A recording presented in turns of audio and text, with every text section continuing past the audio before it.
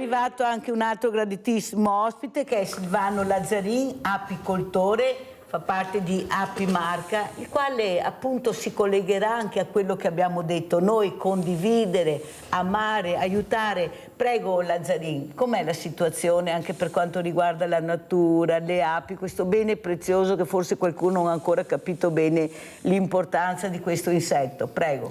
Allora, negli anni 50, a metà del secolo scorso, c'è stata una grande riforma, la riforma agraria. La riforma agraria è venuta perché il paese era distrutto dalla seconda guerra mondiale e c'era tanta fame. La riforma agraria, voluta dalla Democrazia Cristiana di Alcide De Gasperi, sotto l'impulso americano, penso, questa è la mia opinione, perché nel 21 si fonda a Livorno il Partito Comunista Italiano. Di fronte al degrado causato dalla guerra, per frenare l'avanzata di questa filosofia diversa, alternativa, l'unica cosa da fare era cercare di dare cibo ai cittadini attraverso questa riforma che si basava sull'esproprio coatto dei grandi latifondisti. E questo ha contribuito a creare l'ecosistema e una biodiversità, nel senso che nel territorio si produceva tutto ciò di cui si aveva bisogno. Oggi invece abbiamo cambiato regime. Oggi e la biodiversità si basava, soprattutto in Italia, sulla dieta mediterranea. Dieta mediterranea significa tanta frutta, tanta verdura, cereali, legumi, poca carne e poco pesce e olio d'oliva extravergini. Oggi questi prodotti ci sono, ma non sono locali, sono addirittura internazionali, vengono dall'estero. Portare la farina per farci il pane da oltreoceano credo che sia un delitto dal punto di vista ambientale. Io ricordo che il frumento veniva alto 1,70 m, 1,80 m, era un diserbante naturale. Le male erbe non potevano convivere con il grano. Oggi il grano viene alto 40 cm, deve essere diserbato. Allora io mi domando, per chi lavoriamo? Per l'uomo o per le multinazionali? Cioè, perché questo ci dovrebbe far riflettere, no? C'è un degrado. Io come apicoltore ho proposto da anni di biomonitorare il nostro territorio per capire l'entità del veleno, dell'entità di cosa respiriamo, che cosa mangiamo, e questo lo possiamo fare attraverso le api.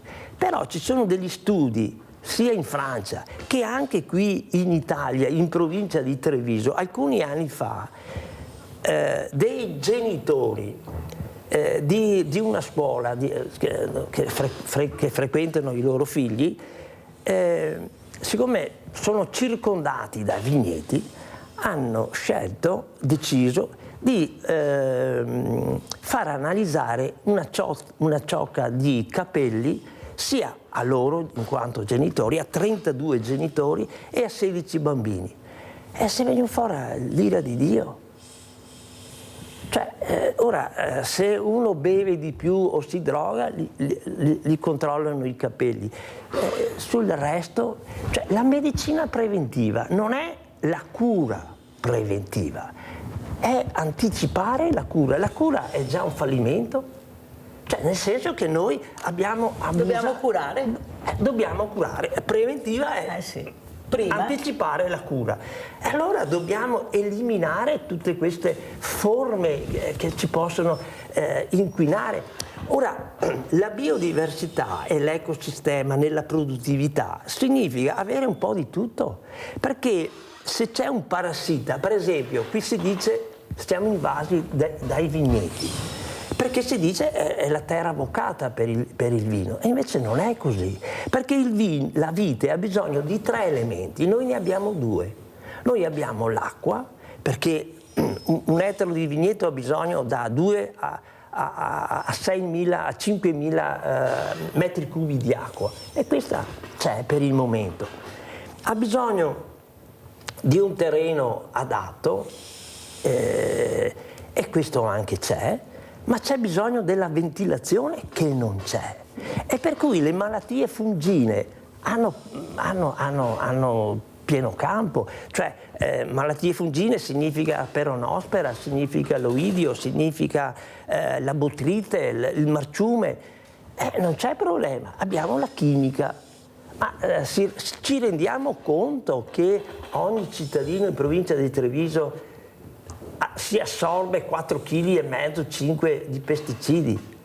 Il quantitativo di pesticidi venduti in provincia di Treviso ammonta a 4.500 tonnellate, che sono 4,5 milioni di chili.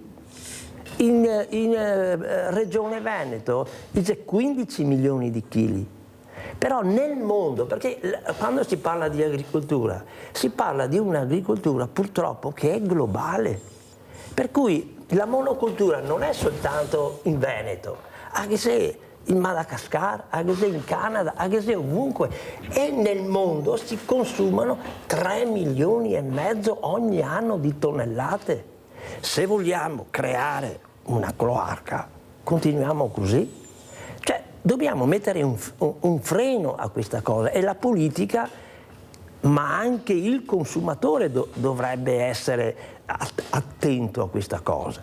È vero, Roberto, bisogna essere Silvano. attenti, scusa Silvano, e mangiare bene, mangiare sano, ma un litro di olio extravergine di oliva costa 15 euro se tutto va bene, e ti danno una bottiglietta così. Allora, noi che abbiamo un banco solidale, l'olio extravergine di oliva quando arriva è come arrivassero le pepite d'oro, perché per noi è un bene prezioso, anche se devo dire la verità, specialmente i diversamente giovani preferiscono l'olio di semi, perché sono stati abituati così. Ma non è una questione di olio o non olio, è una questione di capire. Facile dire mangia sano, mangia bene. A me piace parlare in generale, non solo di Treviso, del mio territorio. Ma noi viviamo dove possiamo trovare i prodotti a chilometro zero, abbiamo anche questa fortuna, ma nelle grandi città dove vanno a parare? Cosa comprano? Adesso negli ipermercati, nei supermercati ci sono questi angoli dove trovi qualcosa a chilometro zero, perché furbi si sono accorti che la tendenza è quella di avere questi prodotti. Ma allora questi contadini che lavorano dalla sera alla mattina su una filiera, che alla fine quello che guadagna è l'ultimo, non il primo che lavora e che semina, dove andremo a finire? Perché sono stati costretti a fare questo dalle leggi che sono state imposte, anche dall'Europa in particolare, senza capire che ogni territorio ha le sue peculiarità, i suoi prodotti, il suo modo veramente di creare, perché noi siamo anche di creativi. È stato spazzato via tutto, non c'è più niente. Poi ci lamentiamo che abbiamo questi giovani, non tutti, perché i più bravi, quelli col numero maggiore sono bravi, sono quelli non bravi. Però poveretti, sono anche ottimisti fortunatamente. Prego Silvano. Ma spesso vanno via quei bravi. Al di là di questo, noi dobbiamo cambiare questo modello di sviluppo e dare dignità all'agricoltura, all'agricoltore, che oggi non la ha. Cioè, la monocultura, se noi come esseri umani abbiamo bisogno di molte cose, dicevo prima, negli anni 50 si produceva per il territorio, dobbiamo tornare a produrre per il territorio. E quelli che vivono in città dovranno servirsi del territorio circostante, della campagna circostante, e naturalmente, perché ad esempio far arrivare la merce dall'estero abbiamo bisogno di navi, abbiamo bisogno di ferrovie, di aeroporti, di autostrade, di camion. Cioè c'è uno spreco enorme. Se noi produciamo nel territorio guadagniamo tutti.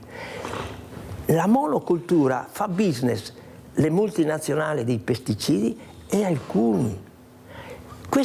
Alcuni non devono avere questi margini di profitto. Dicevo prima, dobbiamo convivere nella condivisione. Non è possibile che ci siano redditi da nababbo e gente che non sa come, non ha la possibilità di comprarsi un litro di olio extravergine d'oliva. Questo è un delitto. Sentiamo come commenta anche Roberto Santomaso, presidente Beato Edipo San Vincenzo di Treviso. Soprattutto Silvano Lazzarini ha parlato di condivisione, quello che dovremmo fare anche noi come mondo del volontariato, delle associazioni, condividere. Se uno ha di più diamo all'altro che condivide. Mi sembra mica che facciamo questo, siamo in pochi che condividiamo. Perché questo? E come dice Silvano, ecco, la supremazia, io sono il più forte, io ho più potere, io ho più numeri. Prego, Presidente. Sì, io vorrei un attimo, scusa Mirella, vorrei un attimo commentare il discorso che ha fatto Silvano prima, in particolare il discorso delle produzioni che sono sempre più spinte per un discorso sia di monocultura, ma sempre più spinte per quanto riguarda per produrre un certo bene. La mia esperienza lavorativa mi fa dire che l'agricoltore ha dovuto fare questo percorso qua, nel senso di aumentare la produzione con tutti quelli che sono i mezzi disponibili dal punto di vista del mercato per poter aumentare la produzione. Questo in tutti i settori, dal settore viticolo al settore orticolo, al settore zootecnico e quant'altro, nel senso che per poter far fronte alle spese che ha l'agricoltore deve fare molto di più, deve aumentare la produzione.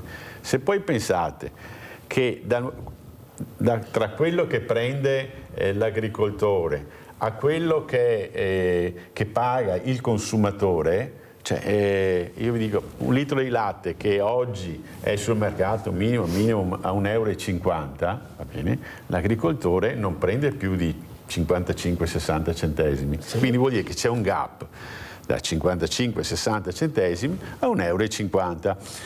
Ma l'agricoltore, voglio dire, se andiamo a vedere quelli che erano i prezzi di mercato di 15, di 20 e 30 anni fa, in proporzione, facendo meno, per esempio in questo caso meno latte, comunque manteneva una certa redditività. Oggi è il gioco a forza che deve andare in questa direzione. Però vi ho visto che negli ultimi anni c'è una tendenza a anche una sensibilità anche da parte degli agricoltori, vedi per esempio il discorso dei vigneti, vedi il discorso delle DOC qui di Treviso, che anche i consorzi stanno promuovendo un discorso di riduzione di quelli che sono l'uso di pesticidi, anticritogamici o quant'altro. Quindi non vorrei mettere, diciamo così, in croce l'agricoltore. L'agricoltore è una vittima di quello, di quello che sta succedendo. Dobbiamo dare dignità al lavoro. Detto questo, quindi, non dico voglio giustificare, ma dico purtroppo si è dovuto, diciamo così, ha dovuto seguire un percorso che gli permettesse di contenere o meglio stare sul mercato. Per quanto riguarda il discorso della condivisione, Mirella, il discorso della condivisione è una bella parola, però poi a fatti concreti non sempre trovi una risposta di questo tipo da parte anche delle stesse nostre associazioni, nel senso che nel momento in cui c'è qualcuno che ha bisogno, qualcuno che chiede, molto spesso fai finta di non sentire o fai finta di non vedere. Questo è un'autocritica che ci facciamo, che dobbiamo farci, perché il nostro mondo, il mondo del volontariato, anche questo è un mondo molto, molto chiuso. Da quando è entrata la politica, scusa Roberto Santomaso, però è proprio così. Il mondo del volontariato una volta non era così. Era il vero mondo del volontariato. Adesso pretendono che i volontari vanno a fare stage senza neanche sapere di cosa si occupano. Io non dico che non bisogna farlo, che la sicurezza è importante, però dimmi chi sei e cosa fai e vedo cosa farti fare, perché io non penso che la distribuzione delle borse con volontari di 80 anni, almeno io li ho, ecco, debbano fare gli stage per sapere come dare la borsa della spesa. Ma siccome che con la burocrazia noi paghiamo tantissimi burocrati che non fanno niente, fanno solo confusione, sarebbero rami secchi da tagliare, nessuno lo fa, perché tengono in mano il paese con la politica, e questa è la verità. Però quello che vorrei capire, Silvano Lazzarin, è anche come possiamo rimediare e coinvolgere di più i giovani. Eppure abbiamo sentito un sondaggio: quelli che riciclano di più, quelli che cercano di mangiare meglio sono i giovani. Questo è uscito dal sondaggio, anche se naturalmente poi senti che mangiano male, che sono sempre ubriachi. Per carità, sarà anche quello, anche drogati, però c'è un mondo che cerca invece di migliorarsi. Sono i nostri giovani, o sbaglio, Silvano Lazzarin? No, lei dice le cose per bene. Il problema è che noi abbiamo la mente che dovrebbe produrre pensieri e la luce, abbiamo la pancia di cui abbiamo bisogno, ma abbiamo delle sensazioni, abbiamo il cuore. Il cuore dovrebbe servire a creare l'equilibrio, e invece abbiamo che il cervello subisce il desiderio della pancia. La politica, se guarda la pancia del cittadino, è fallita. Questi problemi li abbiamo perché la politica è assente. La politica segue l'onda. Dobbiamo fermare quest'onda. Dobbiamo dare altri indirizzi. Ma di che è prodotta l'onda? È questo che io vorrei capire, questa onda. Dalla fragilità, Esatto. Perché non c'è la sensibilità, non c'è il cuore, non c'è l'amore. C'è solo l'interesse di pochi e la gente vive di immagini. Noi dobbiamo vivere di sostanza, non di immagini. Prima si parlava della redditività, ma la redditività, noi lavoriamo non per l'uomo ma per le multinazionali. Non è vero che siamo costretti, ci hanno costretto, il discorso è diverso. Per esempio, i contributi della PAC vanno a chi? A chi ha molto. Spieghiamo cos'è la PAC, Silvano. La politica agricola comunitaria. Esatto, la politica agricola comunitaria. Ora, la politica agricola comunitaria va a premiare i latifondi, sostanzialmente. C'è bisogno di progetti, ed è giusto, ma questi progetti qui dopo bisogna anche realizzarli, sostenerli. Un piccolo che ha 4-5 ettari non è in grado di fare queste cose qui. I comuni hanno anche loro delle responsabilità, perché anche questi seguono l'onda, dovrebbero fermarsi, perché la comunità europea mette anche delle regole, ma sono messe lì come consigli. Si consiglia di fare questo, si consiglia di tutelare gli insetti pronubi, ma nessuno lo fa. E gli amministratori non vanno a verificare, perché non hanno competenza. Ma ci sono anche i tecnici per dare un supporto, ma hanno questi soldi. I soldi ci sono per la guerra. Oggi investire in armamenti, Problemi zero. problemi zero. Allora, ma qui è la politica che manca, è la politica che non si assume le responsabilità. Ci preoccupiamo sì, non voglio adesso allargarmi troppo, ma è evidente che dobbiamo tirare un po' i remi in barca e curare il nostro. Però Silvano, è vero questo, però come facciamo noi che ci hanno tolto addirittura la preferenza? Allora, io vorrei dare il voto a Silvano o a Roberto che si candidano.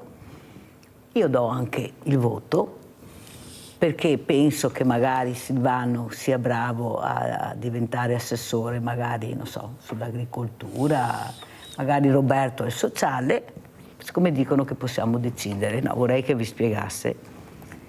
Poi mi ritrovo che il sindaco prendi un assessore piovuto dall'alto che non ha preso nessun voto, no, parliamo dei locali, come dicono, siete voi. Allora Roberto, che io pensavo che, visto che il sindaco deve fare la squadra degli assessori, perché quando fa la squadra, e mi mette questi nomi tra i quali ci sono delle persone preparate e brave, e poi dall'alto, dalla segreteria, dico no, questo deve, perciò il mio voto, che andava in direzione proprio di migliorare la qualità della vita con una persona preparata, va a Remengo. E allora che armi abbiamo per combattere che ce le hanno tolte tutte? Andate a votare, ma cosa vado a votare che poi fai quello che vuoi?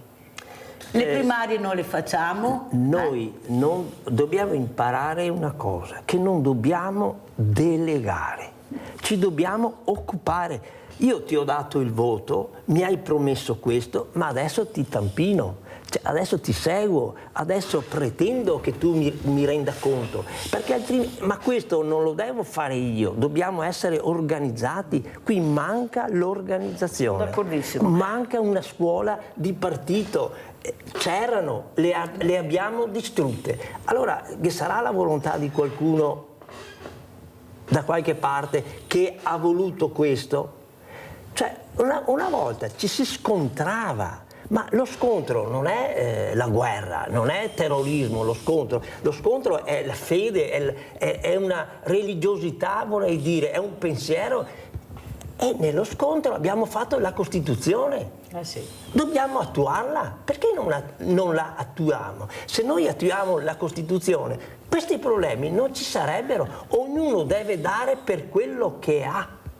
E invece quello, se ne hai troppo, lo porti fuori. Guardiamo le industrie che vanno all'estero e che pagano le tasse all'estero. Qui abbiamo delle responsabilità enormi. Non torni più tu in Italia se porti le aziende all'estero e paghi i compensi che dovrebbero andare allo Stato, vanno all'estero. Ci vogliono delle leggi ferme per avere la libertà, e invece vengono viste come una dittatura. È come? E allora paga sempre l'ultimo, no? Certo. Ed è giusto che sia così a un certo punto. È partito il centralino. Claudio da Marano, vai Claudio. Sì, buongiorno a tutti. Ciao. Ma quando penso all'agricoltura italiana mi fa venire in mente la storia della rana bollita, no? Esatto. Dove aumentano la temperatura poco a poco e non te ne rendi conto che stai bollendo. Quando c'è stata la Bayer negli anni 80 si è fatta comprare dalla Monsanto. La Monsanto fa le sementi geneticamente modificate e la Bayer fa gli anticritogamici. E sempre gli americani hanno acquistato una grossa fetta dell'ENI e ci vendono la corrente. Sicché questa è la situazione reale. Un contadino compra le sementi dalla Monsanto, gli anticritogamici dalla Bayer e la corrente ancora dagli americani. Cioè, io vedo che se vogliono possono mettere in crisi l'agricoltura nazionale e venire qua a far shopping, perché secondo me vogliono arrivare lì. È la storia della rana bollita. Buona giornata. Grazie Claudio. Roberto Santomaso, come commenti le parole di Silvano Lazzarini e anche di quella telefonata? Prego. Ha ragione quando parliamo sempre del settore agricolo, visto che interessa anche noi, che qualcosa ne conosco e vedo appunto che l'agricoltore è sempre tenuto a bagnomaria nel momento in cui tenta di alzare la testa, tenta di criticare chi a livello regionale o a livello comunale o a livello regionale. Vedo che questa testa in qualche modo gliela fanno di nuovo abbassare, la mettono sotto acqua e poi lo fanno risalire. Per cui il discorso del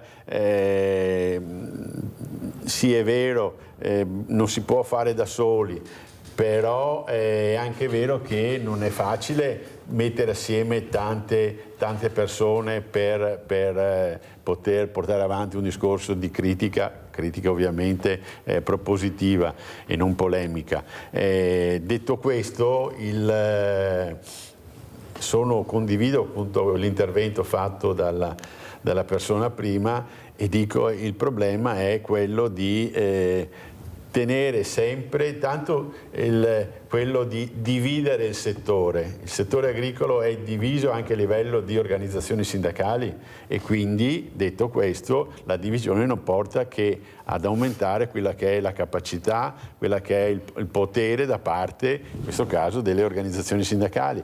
E quindi è un aspetto che non di poco conto, che vede l'agricoltore suo malgrado soggetto a forze che lui non riesce a contrastare o comunque ha capacità limitate nel contrastarlo.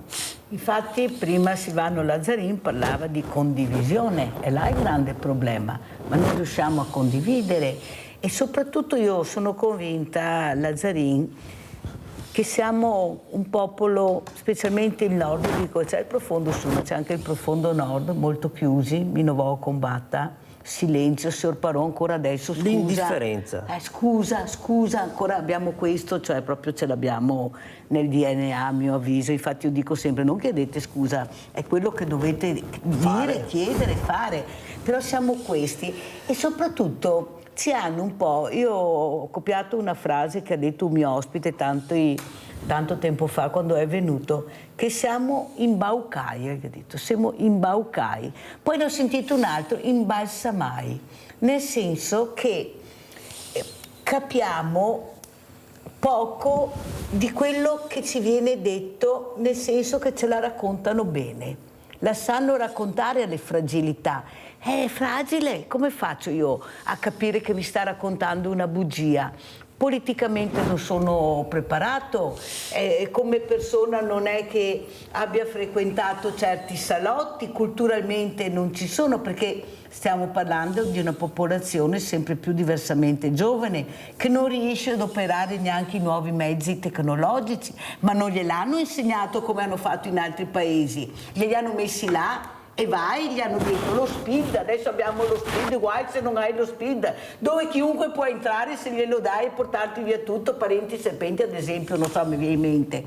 Ma c'è qualcosa che non gira, questa intelligenza artificiale che se non mettiamo assieme la parola etica non so dove andremo a finire, ma con quello che ci ritroviamo avremo un futuro migliore o peggiore, Silvano Lazzarin? Ma la storia che ho io... possiamo dire che abbiamo migliorato le nostre condizioni fino agli anni 70. Dopo c'è stato un patatrac. Sì, perché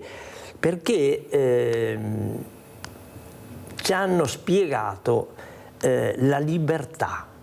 Che cos'è la libertà? Io ho capito che la libertà vera non la vuole nessuno. Perché la libertà è rischio, la libertà è pericolo. Metterci la faccia. Guardiamoci attorno in natura. Gli animali selvatici hanno il pericolo 24 ore su 24, di giorno, di notte, in qualsiasi momento. Noi invece abbiamo cercato il lavoro sicuro, la sicurezza, ma la sicurezza te la danno se ascolti, se sei obbediente, ma se modifichi il sistema, allora diventi un terrorista, diventi un pericolo, diventi uno che si sa solo lamentare. Questo è il problema e noi abbiamo perso la ricchezza vera, perché è nella discussione che si cresce, nella diversità nel dialogo. Per esempio, per tornare all'agricoltura che dobbiamo produrre di più, io dico che dobbiamo produrre di meno, nel senso che il 30-40% del cibo va buttato via. Per esempio, i grandi allevamenti sono un fallimento. Il 30% dei polli, ci sono allevamenti in Veneto di 30-40 mila polli e il 20% di questi muore prima di andare alla macellazione. In 40 giorni devono arrivare al peso. Ma mia nonna, mia madre, mia moglie aveva 8 mesi per maturare un pollo.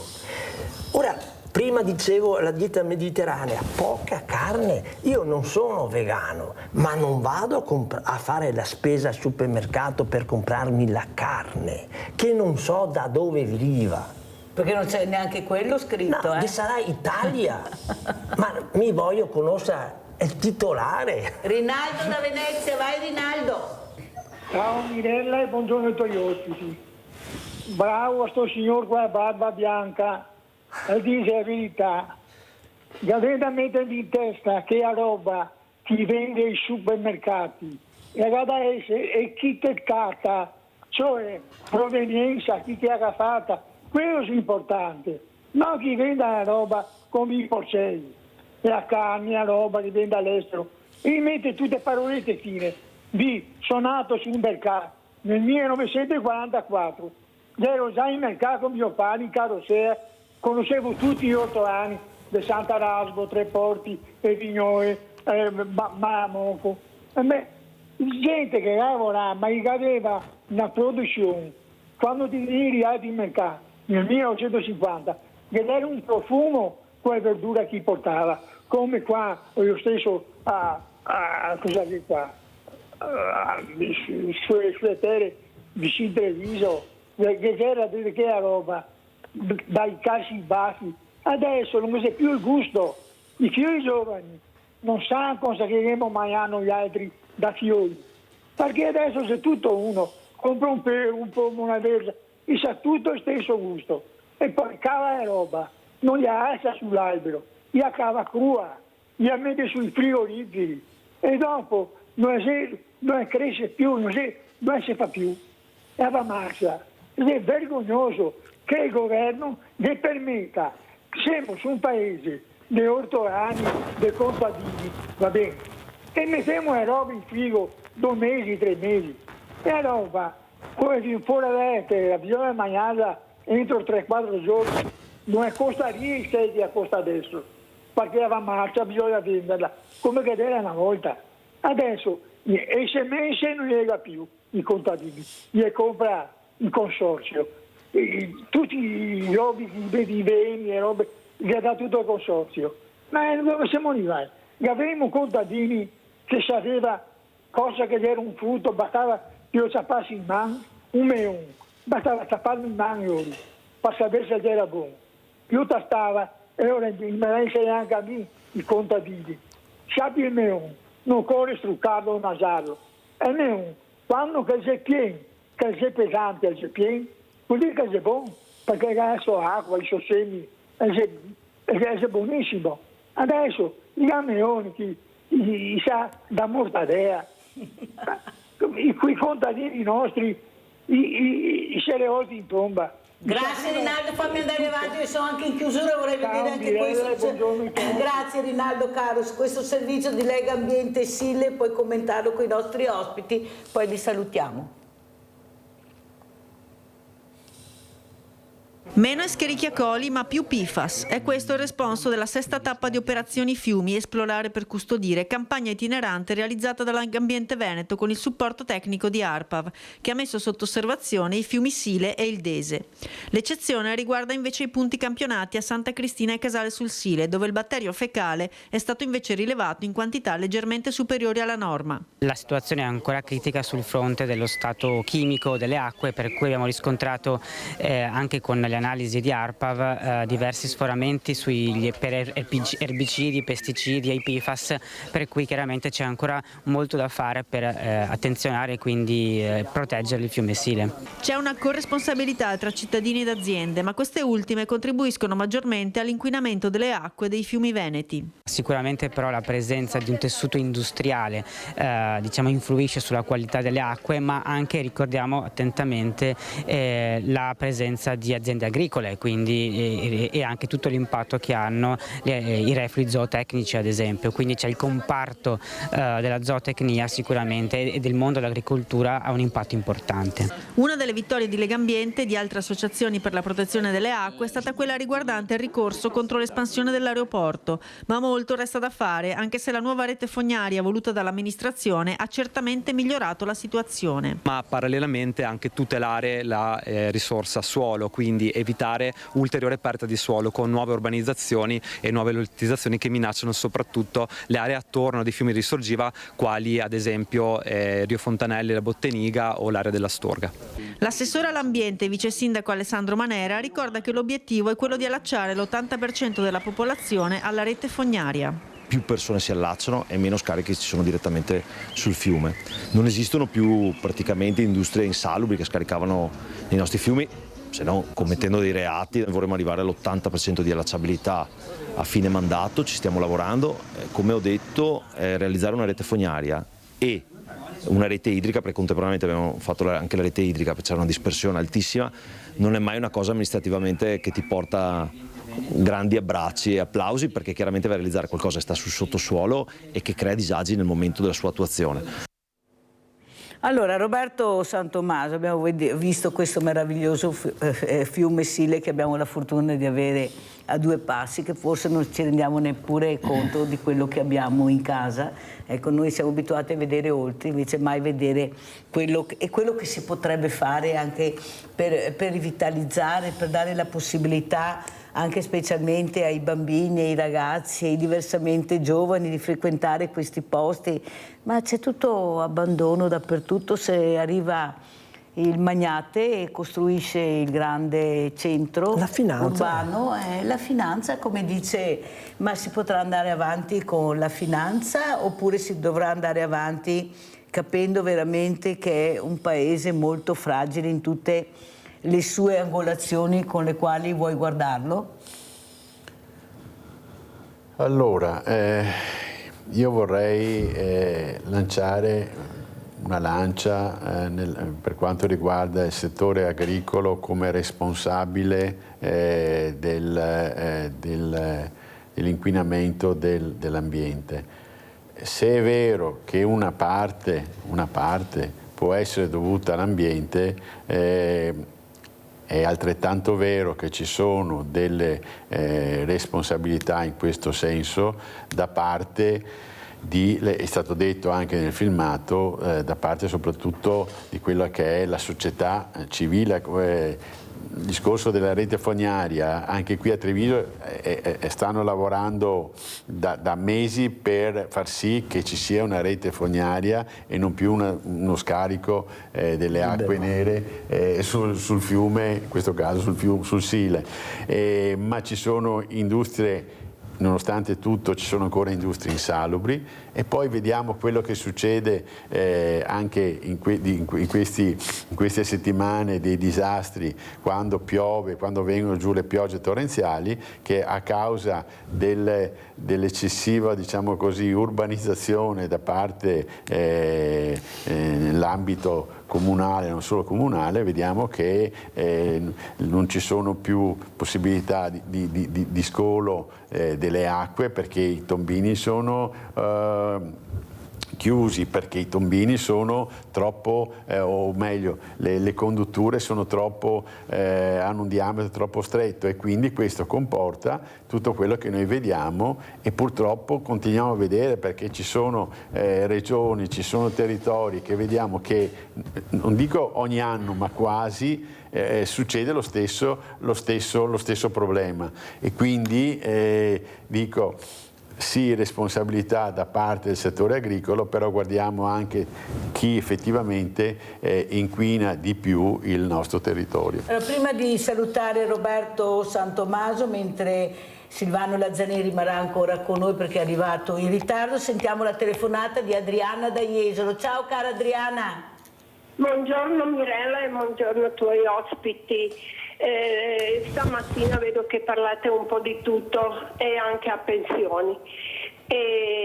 Mi dispiace dire che così belle cose che abbiamo qui in Italia, dicendo di verdure, di frutta, da gente che lavora in campi, perché io dove abito ci sono campi di coltivare e vedo gente che si alza alle 5 di mattina e già sul lavoro. Ma mi chiedo, Landrini quando va in piazze è mai stato sui campi? È mai stato sul, diciamo, miniere per vedere come lavorano questi lavoratori che entrano in alba e escano fuori dal miniera a tramonto, non sanno se è giorno, se è notte?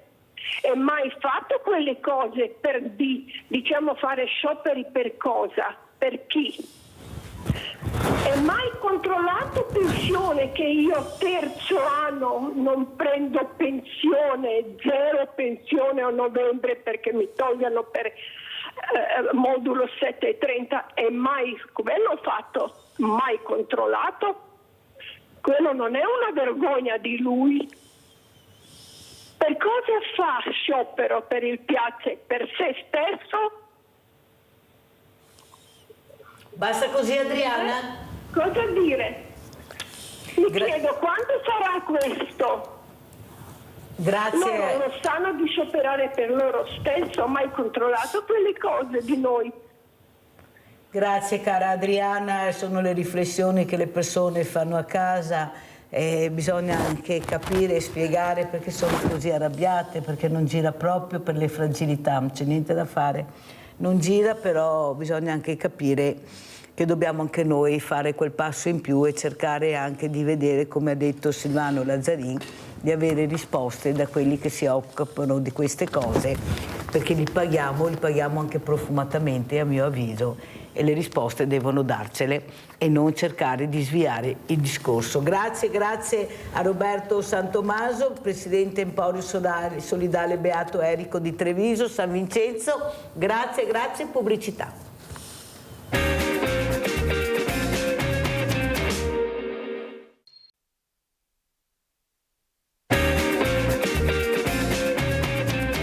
Ci ha raggiunto una persona graditissima che è Vincenzo Clarizia, tecnico meteorologo, veramente per far capire anche questo cambiamento climatico. Si parlava prima di ambiente, si parlava di tante cose che veramente avremmo avuto piacere che continuassero in questo paese meraviglioso, perché veramente siamo un paese che tutti ci invidiano dalla bellezza che abbiamo, attorniato dall'acqua. In Sicilia non che sia acqua, in Sardegna non che sia, non si riesce a capire cosa sta succedendo, però si guarda oltre. Allora non si guarda più l'acqua, si guarda il cielo adesso, e nel cielo si fa di tutto e di più. Ma cosa succederà a questo cielo se la natura si stancherà? E veramente siamo molto preoccupati che questo cambiamento climatico arriva anche dal cielo soprattutto. Prego. Sì, intanto buongiorno a tutti e grazie per l'invito, come sempre, molto gradito.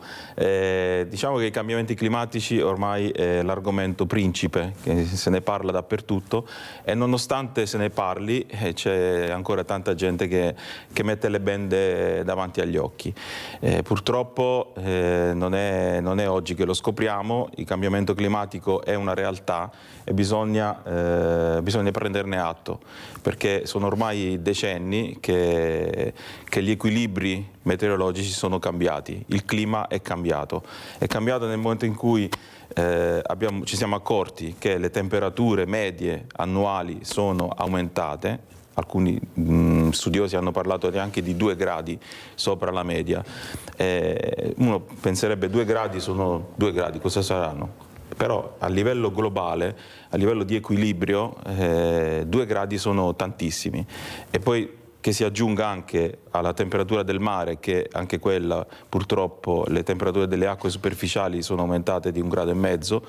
Non parlo del nostro mar Mediterraneo, però a livello globale ci sono alcuni oceani e alcuni mari che le temperature hanno veramente superato anche i 2 gradi di temperatura. E quindi dobbiamo prenderne atto, perché poi è tutto un equilibrio, è tutto che va a correlarsi tra esso. Diciamo, il cambiamento climatico può determinare e può variare gli equilibri anche economici, e quindi c'è di mezzo anche la produttività, la produzione, l'agricoltura. Ci sono tanti fattori che possono essere influenzati da questo cambiamento climatico e noi ce ne siamo accorti anche quest'estate con l'aumento anche a dismisura di eventi estremi, i danni che abbiamo contato anche dalla settimana scorsa.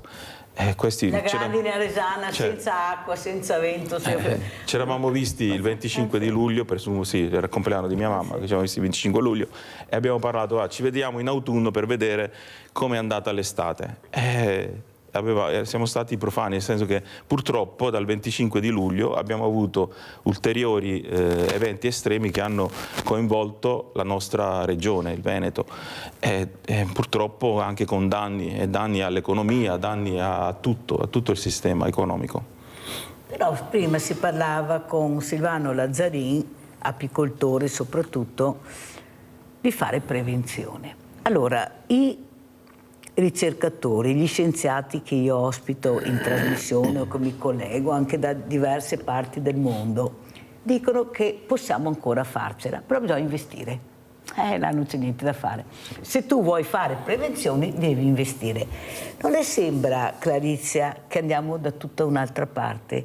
Cioè non si investe in questo territorio fragilissimo. Basta vedere cosa sta succedendo con le montagne, con i fiumi, con i mari, ecco, con l'abbattimento degli alberi, sì, nel silenzio totale di quella popolazione che, come dice Silvano Lazzarin, dovrebbe far prevenire, dovrebbe fare prevenzione, come? Mettendosi in gioco, cercando di capire che ognuno di noi, se fa un passetto in avanti, forse ce la possiamo fare. Sì.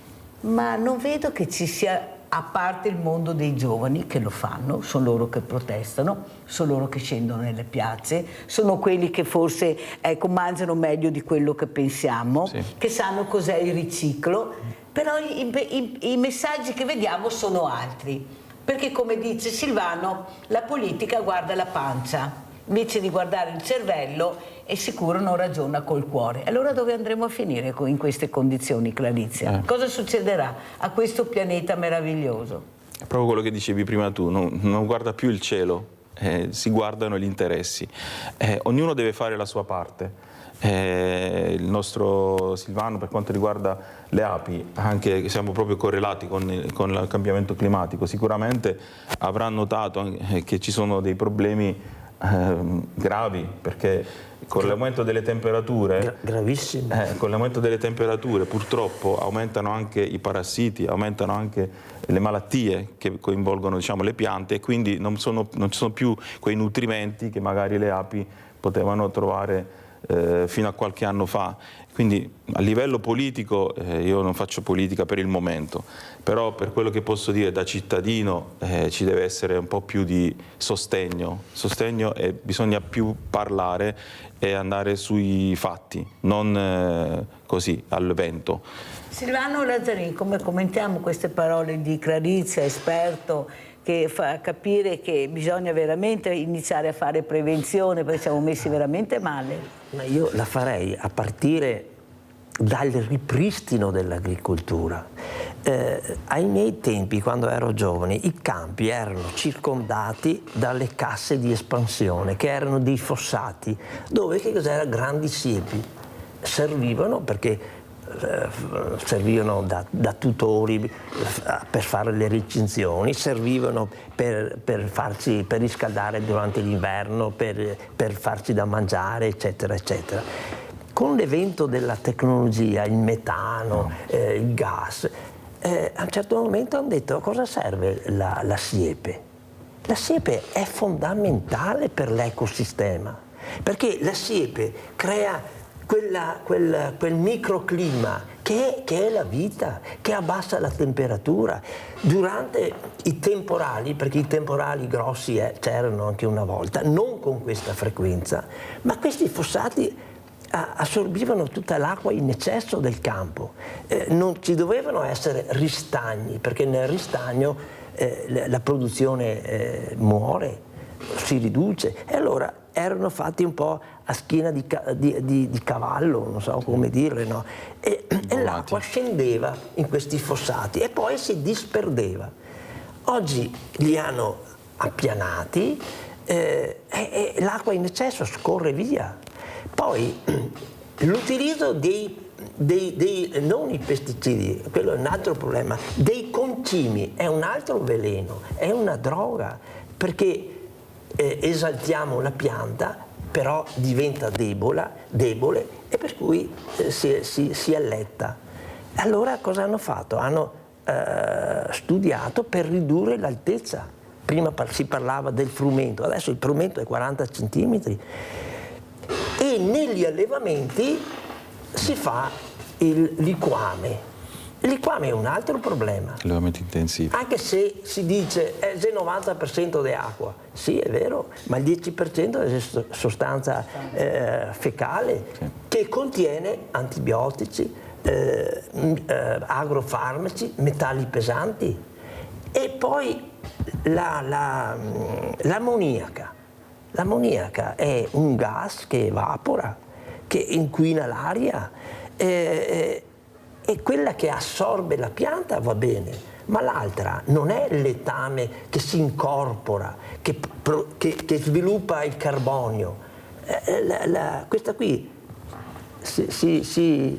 segue l'acqua, se grandi piogge va nel fosso e lì crea un inquinamento, nel senso che l'azoto sviluppa la pianta, sì è vero, e le piante acquatiche, le foglie che ci sono a contatto con la luce, con la fotosintesi, trasformano la CO2 che la assorbono in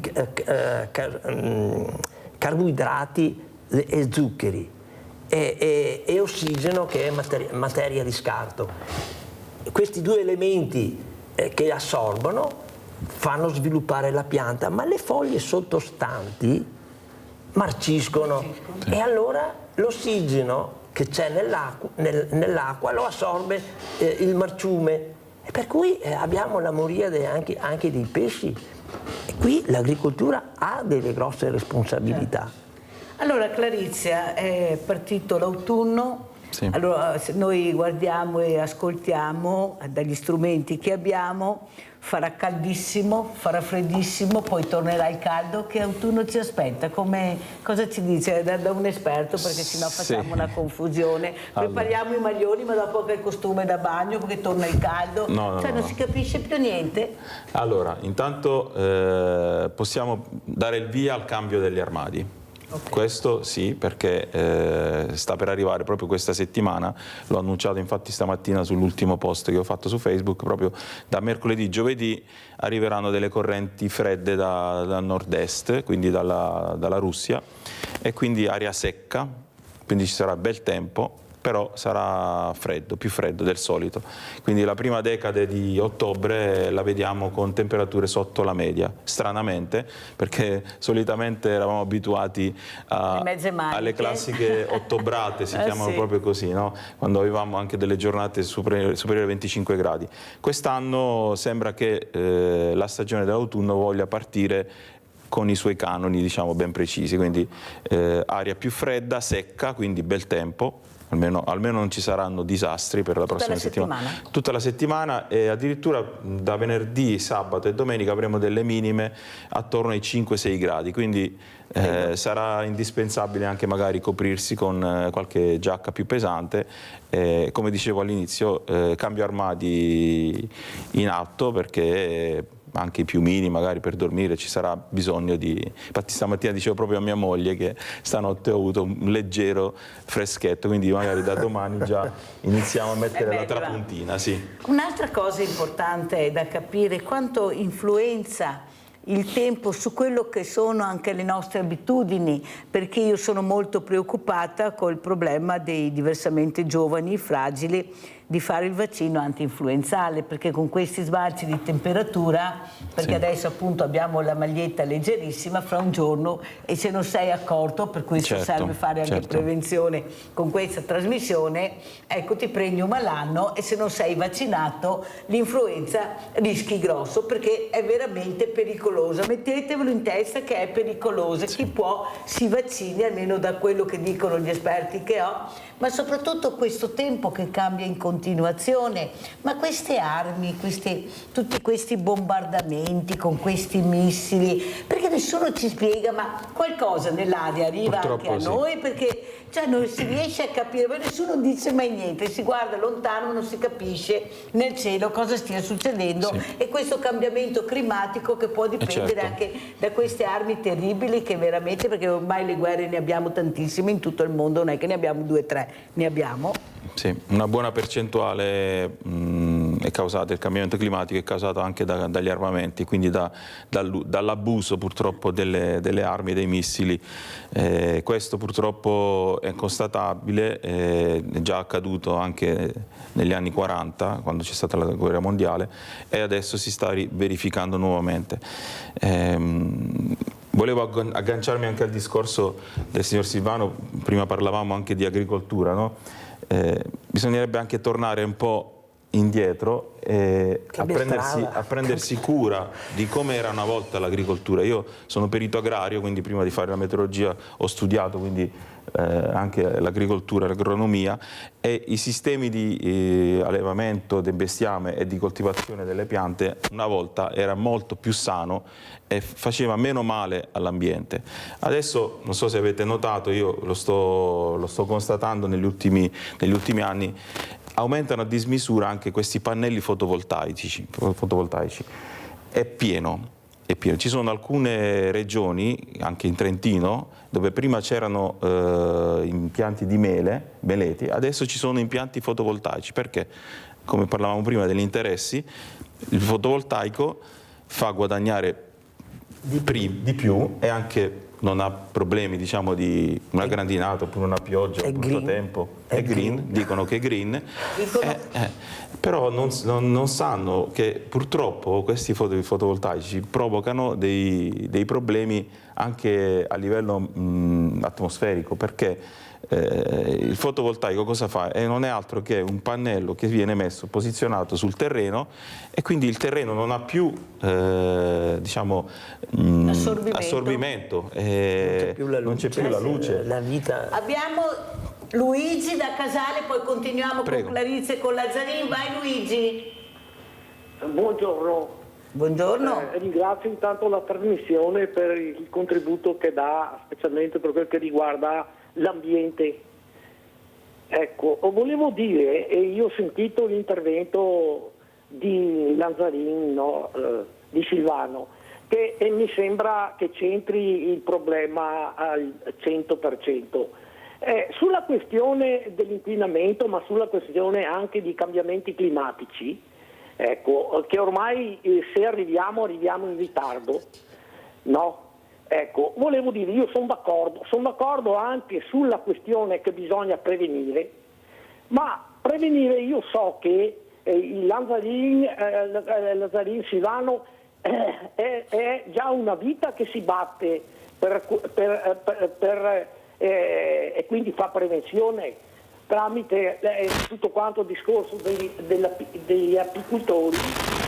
Lui è in prima linea per la battaglia, però io vedo, per fare prevenzione, che l'unica prevenzione ormai che ci resta è quella che abbiamo non votando, quando si va a votare quelli che ormai è quasi completamente tutto il Parlamento, no?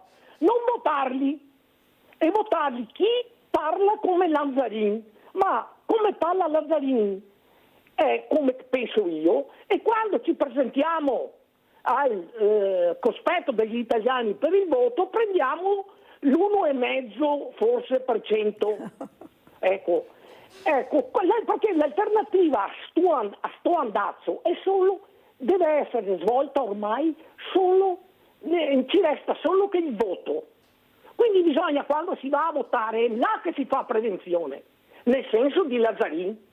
Ecco, purtroppo così non avviene e quindi i risultati poi si vedono.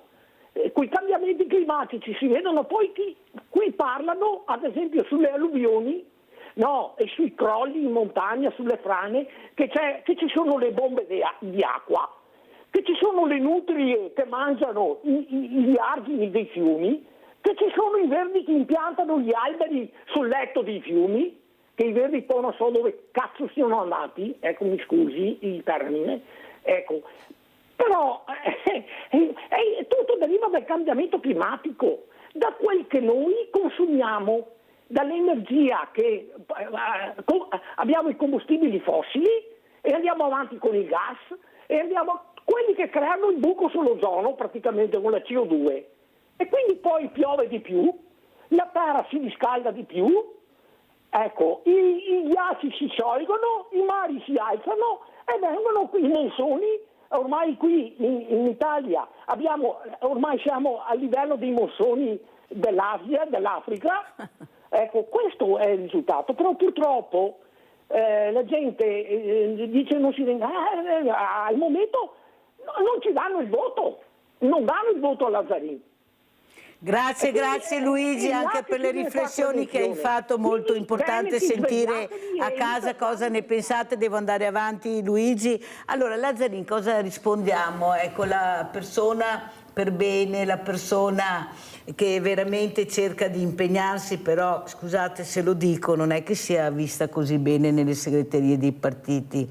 Prendono sempre persone, basta vedere che in Parlamento si è fatto dei avvocati, dei commercialisti, cioè non è che si avvicinino molto alle persone che conoscono del territorio e che gli dicono magari fai parte della squadra, fai parte della commissione. Io mi ritrovo delle volte su certe commissioni a vedere poi io, ma cosa fai? Sto qua.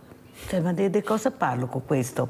Cioè, capite che io chiedo alle segreterie adesso su un momento importante del nostro paese di mettere le persone preparate, quelle serie, di dialogare. Io Lazzarin dicevo anche l'altro giorno, quando c'erano questi scontri con i partiti, mi ricordo magari Almirante e Berlinguer, però era uno scontro per il bene, cioè si parlavano anche con temi forti. C'era un pensiero. C'era un pensiero, non che c'è più niente, non c'è più niente, solo dare contro e basta. Business. Prego Lazzarin. Allora, per creare una maggiore consapevolezza, io proporrei a tutti i comuni di adottare un alveare per frazione e controllare il polline, far controllare il polline perché il polline trasferisce gli inquinanti che ci sono nell'aria e nel fiore. Il polline contribuisce, è la parte maschile che contribuisce a trasformarlo in un frutto. L'ape lo trasferisce nell'alveare. Noi, controllando il polline, di che cosa è costituito, abbiamo la realtà in cui ci troviamo. Allora, perché un conto è dire una vendita massiccia di pesticidi, e un conto è nell'arco di 3 chilometri a casa tua abbiamo trovato questo, abbiamo trovato questi prodotti. Ecco, io ho cercato di coinvolgere diversi comuni, ma non ho mai avuto, in eccetto su uno. Uno mi ha detto ok, facciamo, e siamo partiti. Non voglio dire il comune. Però uno è partito. Uno è partito. Adesso dobbiamo raccogliere tutti i dati di maggio, giugno, luglio, questi li abbiamo già. Dobbiamo aspettare settembre. Dopodiché chiameremo degli esperti che valutino i risultati che abbiamo ottenuto. Come dicevo prima, in Francia, ma anche a Trento, hanno fatto questa sperimentazione sui capelli. E lì, soprattutto in Francia, hanno fatto un campionamento di oltre 2000 persone e 700 bambini. A 100 metri dai vigneti, a 500 metri, a oltre. E si è visto che la vicinanza al vigneto ha una percentuale molto maggiore che non, man mano che ti allontani questa diminuisce. Abbiamo Paolo da Urbana. Ciao Paolo. Mirella, buongiorno a te e ai tuoi ospiti. Allora Mirella, ho appena sentito che hai parlato di due statisti, Almirante, Moro e Berlinguer, quella gente lì, no? Quelli erano gli statisti della politica, no? Questi che abbiamo adesso sono 4 burattini che pensano solo a darsi la colpa uno all'altro di quello che hanno causato o di quello che stanno causando, no? Allora io dico sul cambiamento anche climatico, no? Adesso io ti dico una cosa, nel circondario che parte da Legnago, Badia Polesine, Este, Noventa, Vicentina sono cresciuti in modo esponenziale i centri commerciali, rovinando i negozi dei centri. Hanno chiuso tutti, no? Questi centri commerciali, se tu vai, 3/4 sono chiusi i negozi. Hanno aperto, dopo poco hanno chiuso, no? Io mi domando, no? Non ho mai visto io qua nella zona del Basso Padovano delle grandi opere di condutture di acque, no? Mai visto negli ultimi, io ho 64 anni, negli ultimi 30 anni, 35 anni non ho mai visto grandi opere di condotte di acque, anzi ho visto otturare, stroppare i fossi per fare i ciclabili, che ha messo i tombini, ma chi tombini ha? Chi è che li pulisce, che li lava? Che una volta i nostri che scariolanti inettava i fossi ogni 3 anni. E ora mi dicono tutta l'acqua che casca da questi grandi centri commerciali, da queste grandi zone industriali che si sta fatto, la fa sempre su che l'acqua, delle condotte che si sta fatto 50 anni fa. Ma per quello anche che i terreni, secondo me, e i fossi non riceve più l'acqua come chi riceveva quando i nostri vecchi hanno fatto i fossi qui a Cariola e a Bahia.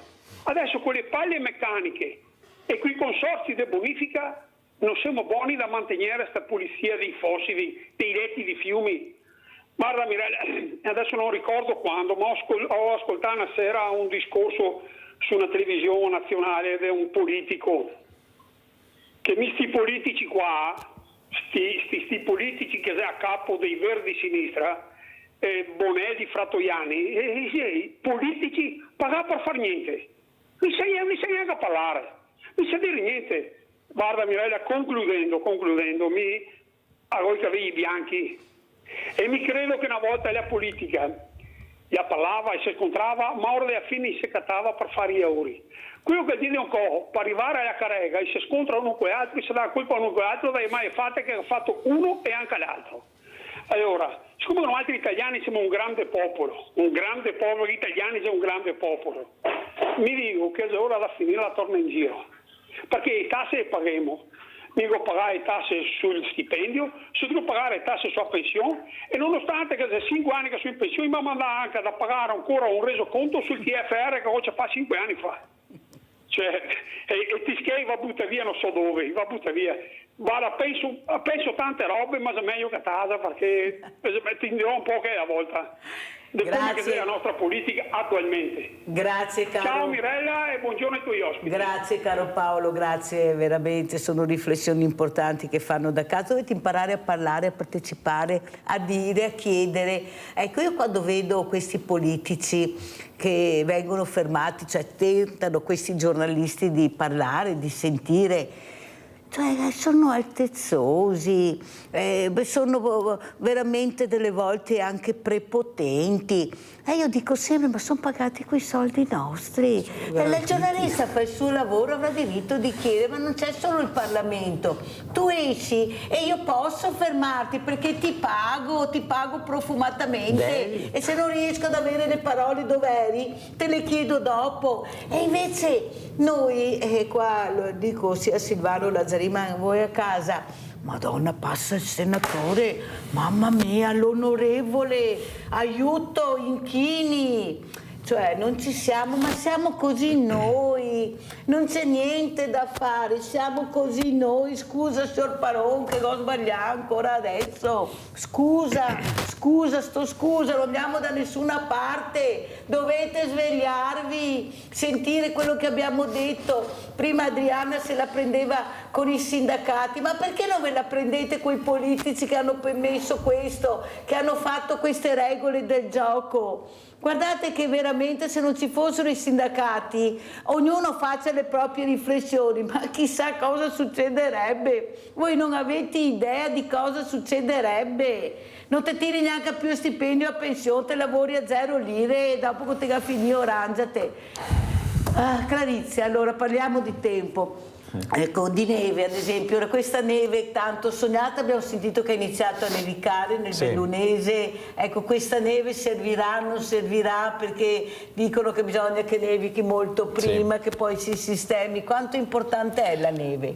La neve è fondamentale per gli equilibri climatici, fortunatamente già dalla prossima settimana anche sugli Appennini arriverà la prima neve anche sui 1000 metri. Perciò velocemente quest'anno diciamo potrebbe già anticipatamente arrivare le nevicate precoci. E servono? Servono perché sono poi la riserva idrica per i bacini e soprattutto per l'equilibrio anche dell'ambiente, perché comunque i ghiacciai sappiamo tutti che si stanno ritirando, anche da noi purtroppo sono rarissimi, e la neve purtroppo sta nel corso degli anni si sta verificando, le nevicate si stanno verificando sempre a quote più alte. Questo perché le temperature medie stanno aumentando, quindi io ricordo inverni negli anni 90 che sono arrivato in Veneto, addirittura vedevo anche la laguna ghiacciata in alcuni tratti tra Chioggia e Venezia.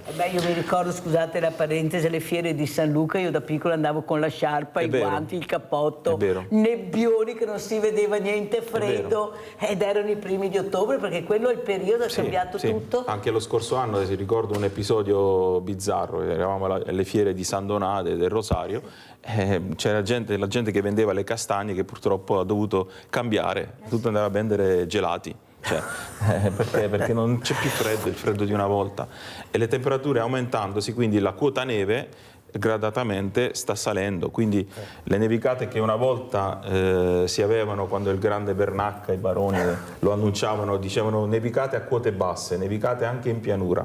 Adesso purtroppo si dice nevicate oltre i 1000 metri, perché il livello delle temperature si è aumentato, quindi lo zero termico è salito di quota, e quindi purtroppo negli inverni, gli ultimi inverni, e anche le piante cambiano. Sì, perché poi è tutto un equilibrio, un equilibrio ambientale della fauna e di tutto. Andiamo a vedere anche Marmolada arretrata e poi commentiamo. La Marmolada purtroppo continua a ritirarsi, nonostante tutto sommato un'estate che ha avuto anche delle interruzioni di caldo significative, però complessivamente evidentemente la poca neve invernale oppure la neve tardiva che fonde molto rapidamente, diciamo, nel periodo primaverile, non consente al ghiacciaio di alimentarsi e quindi di rimanere in equilibrio. C'è un arretramento medio di 7 metri sul ghiacciaio della Marmolada rispetto al 2024. Le foto che state vedendo raccontano quanta neve è stata persa negli anni.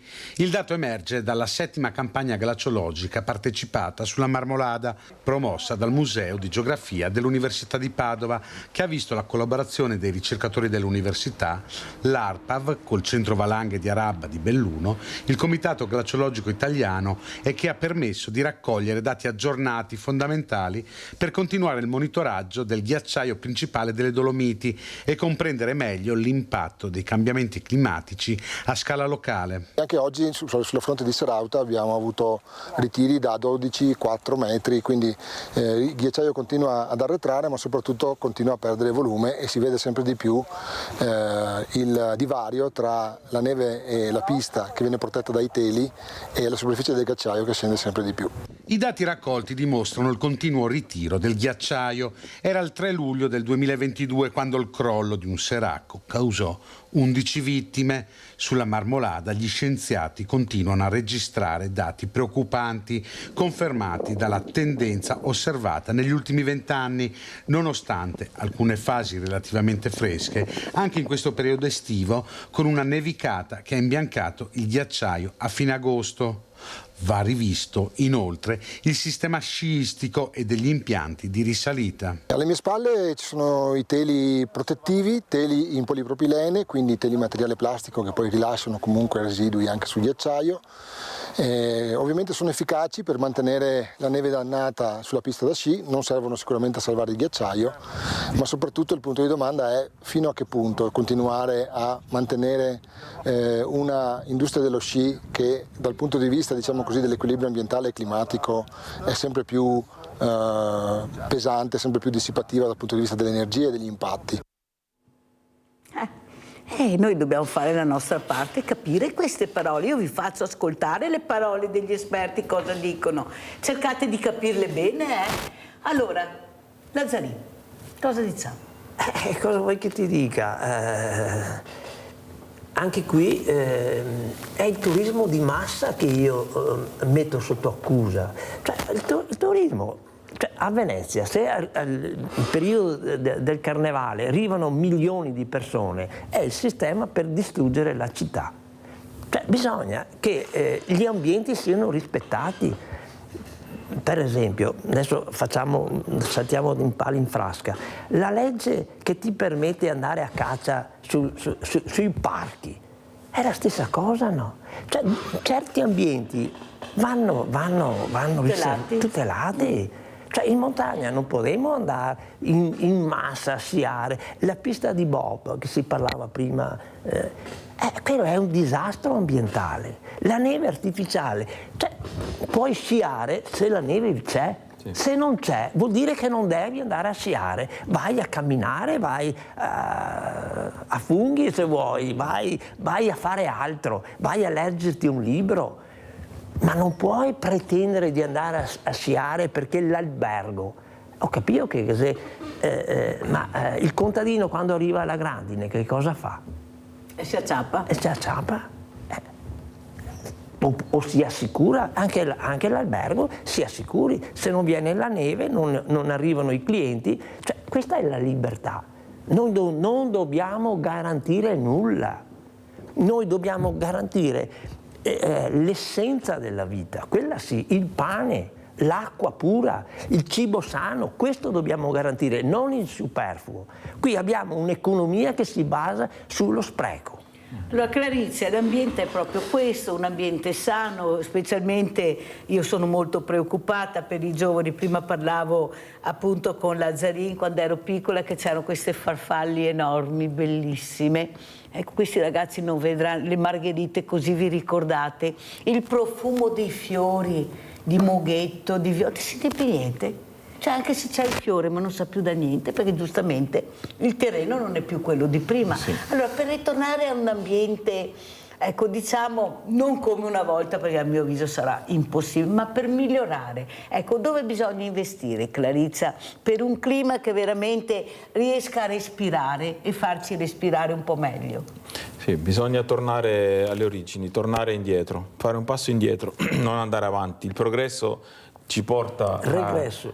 Dobbiamo andare indietro invece di andare avanti a costruire. Adesso c'è il fotovoltaico e un po' di tutto. Bisognerebbe un attimino anche andare a toccare le coscienze delle persone. Prima mi volevo collegare anche col discorso suo che in alcuni comuni ci sarebbe la possibilità di fare determinate azioni per sensibilizzare. E fatalità io da quest'inverno inizierò a girare per i comuni del Veneto, ho chiamato un progetto che si chiama Il Sabato nel Villaggio, alcuni sabati pomeriggi andrò proprio nei comuni per sensibilizzare la comunità e quindi le persone a questo cambiamento climatico e ad avere rispetto dell'ambiente. Quindi potrebbe essere anche un'occasione comune per poter condividere queste fare squadra prima Lazzarin. Questo è fare squadra ad esempio perché i controlli sui capelli sono molto costosi ma un alveare, un'analisi costa 150 euro. Un comune può investire 150 euro al mese per 4-5 mesi. Insomma, se non ci sono quei soldi dobbiamo sprecare meno, dobbiamo sprecare di meno. Dare un po' di consapevolezza alla cittadinanza, quindi alle persone, far capire comune per comune, perché ogni comune ha il suo microclima, ha le sue problematiche. Certo. Chi magari è più cementificato, chi ha più bisogno magari di una manutenzione dei fossi, perché magari il comune si trova vicino a alcuni corsi d'acqua. Cioè ogni comune ha la sua caratteristica, la sua peculiarità e quindi ha bisogno degli interventi migliorativi e quindi bisognerebbe dare consapevolezza a livello locale alla cittadinanza, ma soprattutto agli amministratori locali. Io ho avuto un fisico molto preparato anche, perché cerco di portare le persone preparatissime, che non è solo il titolo di studio, è quello che tu, come hai seminato con i tuoi studi. Quale mi ricordo che si parlava proprio di Bassano e di questo fotovoltaico. Lui ha fatto i conti. Quante persone vivono a Bassano? Non mi ricordo se era Bassano o Rosà, però quella zona là. Cosa serve tutto sto fotovoltaico qua? Cioè l'energia che serve a ogni persona si moltiplica per gli abitanti. Io ho bisogno di questa energia. Perché si fanno queste? E allora perché qualcuno dovrebbe spiegare. Allora, come diciamo, i sindaci che sono nel territorio dovrebbero spiegare ai loro cittadini che li hanno votati, ecco, quello che sta succedendo nei propri comuni, dovrebbero spiegarlo. Il cittadino deve partecipare. Ad esempio i consigli comunali dicono non c'è nessuno che va, ma se tu devi solo ascoltare, non puoi partecipare. Cioè ci dicono partecipazione importante, però nel momento che io voglio partecipare, vorrei anche discutere, non si può. Devi solo ascoltare. Allora cosa vengo a fare? Cioè, capite che c'è qualcosa che non va. Ma come? È un consiglio comunale dove si sentono tutte le posizioni. Dopo anch'io vorrei alzare la mano e dire mi spiega magari. No, non si può mica, anzi se lo fai i vigili ti portano via perché non puoi parlare.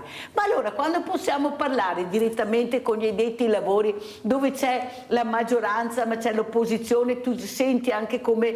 Cioè Lazzarini, non ci siamo proprio, i messaggi non ci sono, prego. Allora, io non è che sia contrario al fotovoltaico, sono contrario quando lo metti sul terreno. Cioè, Ghezè, migliaia di coperti di case abbandonate. Io o metti il fotovoltaico o ti metto una tassa, no? Io sono contro certe ammende, però a un certo momento abbiamo bisogno di energia, cioè tu hai il frigo, hai questo, hai quest'altro, ci vuole energia. Vogliamo cercare di essere più autonomi dai combustibili fossili? Allora mettiamo il tetto sulle aziende, sui capannoni abbandonati. Che ne abbiamo tantissimi. No, ma cosa fanno i comuni? Prendono aree vergini. Ad Arcade, per esempio, vogliono fare un altro polo per supermercati, per cose di questo genere, ma santo di Dio, non puoi andare a rovinare consumo di suolo. E poi fanno le deroghe. Insomma, capite che anche come cittadini dovremmo protestare. Prima si parlava, gli stipendi sono misurati, eccetera. Fare sciopero significa contenere ulteriormente. Ma i pensionati dove sono? Perché a un certo momento possiamo fare anche noi una battaglia pacifica. Andiamo a occupare le strade, no? I pensionati sì possono perdere una mattina, un pomeriggio, una giornata per far capire che questa strada è sbagliata, che non c'è futuro. Si punta all'economia, ma di pochi, perché i danni chi li paga? La trascuratezza fa risparmiare?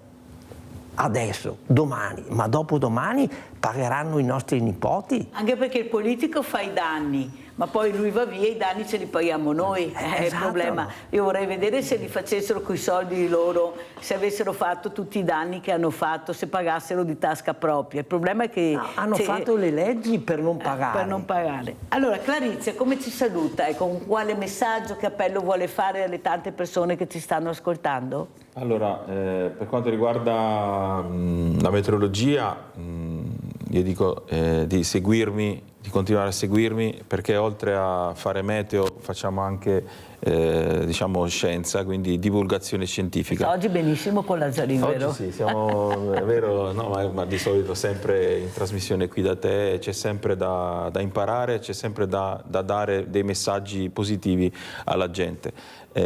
Consapevolezza, la parola d'ordine è consapevolezza, rendersi conto di dove stiamo andando e dove vogliamo arrivare, e soprattutto per il bene dei nostri figli e dei nostri nipoti. Cioè facciamo delle scelte che siano oculari, che siano oculate per i nostri figli. Questo è. Sentiamo come ci saluta Silvano Lazzarini, apicoltore, Api Marca. Ma io vi saluto nel senso che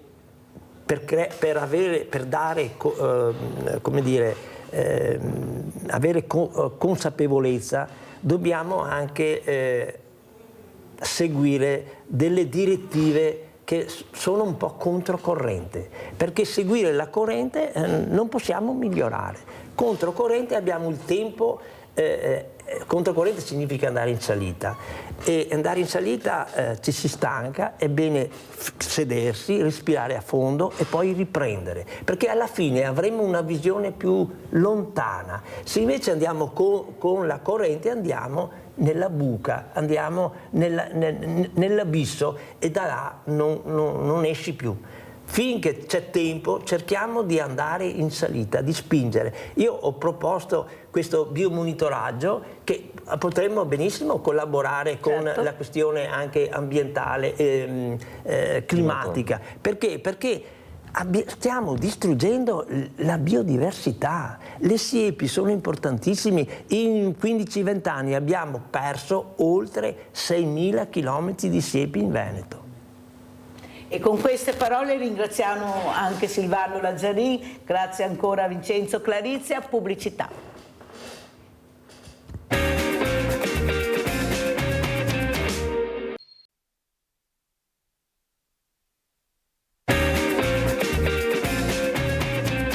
Presento altri due graditissimi ospiti. Abbiamo Roberto Volpe, presidente URIPA, che parleremo di diversamente giovani, queste residenze, ecco, queste rette fanno sempre più fatica, manca personale. Adesso sentiremo cosa ci dice Roberto Volpe, che ringrazio, e saluto anche il dottor Roberto Bartoli, presidente Fondazione Lega del Filo d'Oro. Grazie dottor Bartoli di essere qui con noi per capire anche questo 5 per 1000, se veramente capiranno che forse dovranno anche girare da un'altra parte il registro e vedere come distribuirlo nel migliore dei modi, perché siamo messi molto molto male.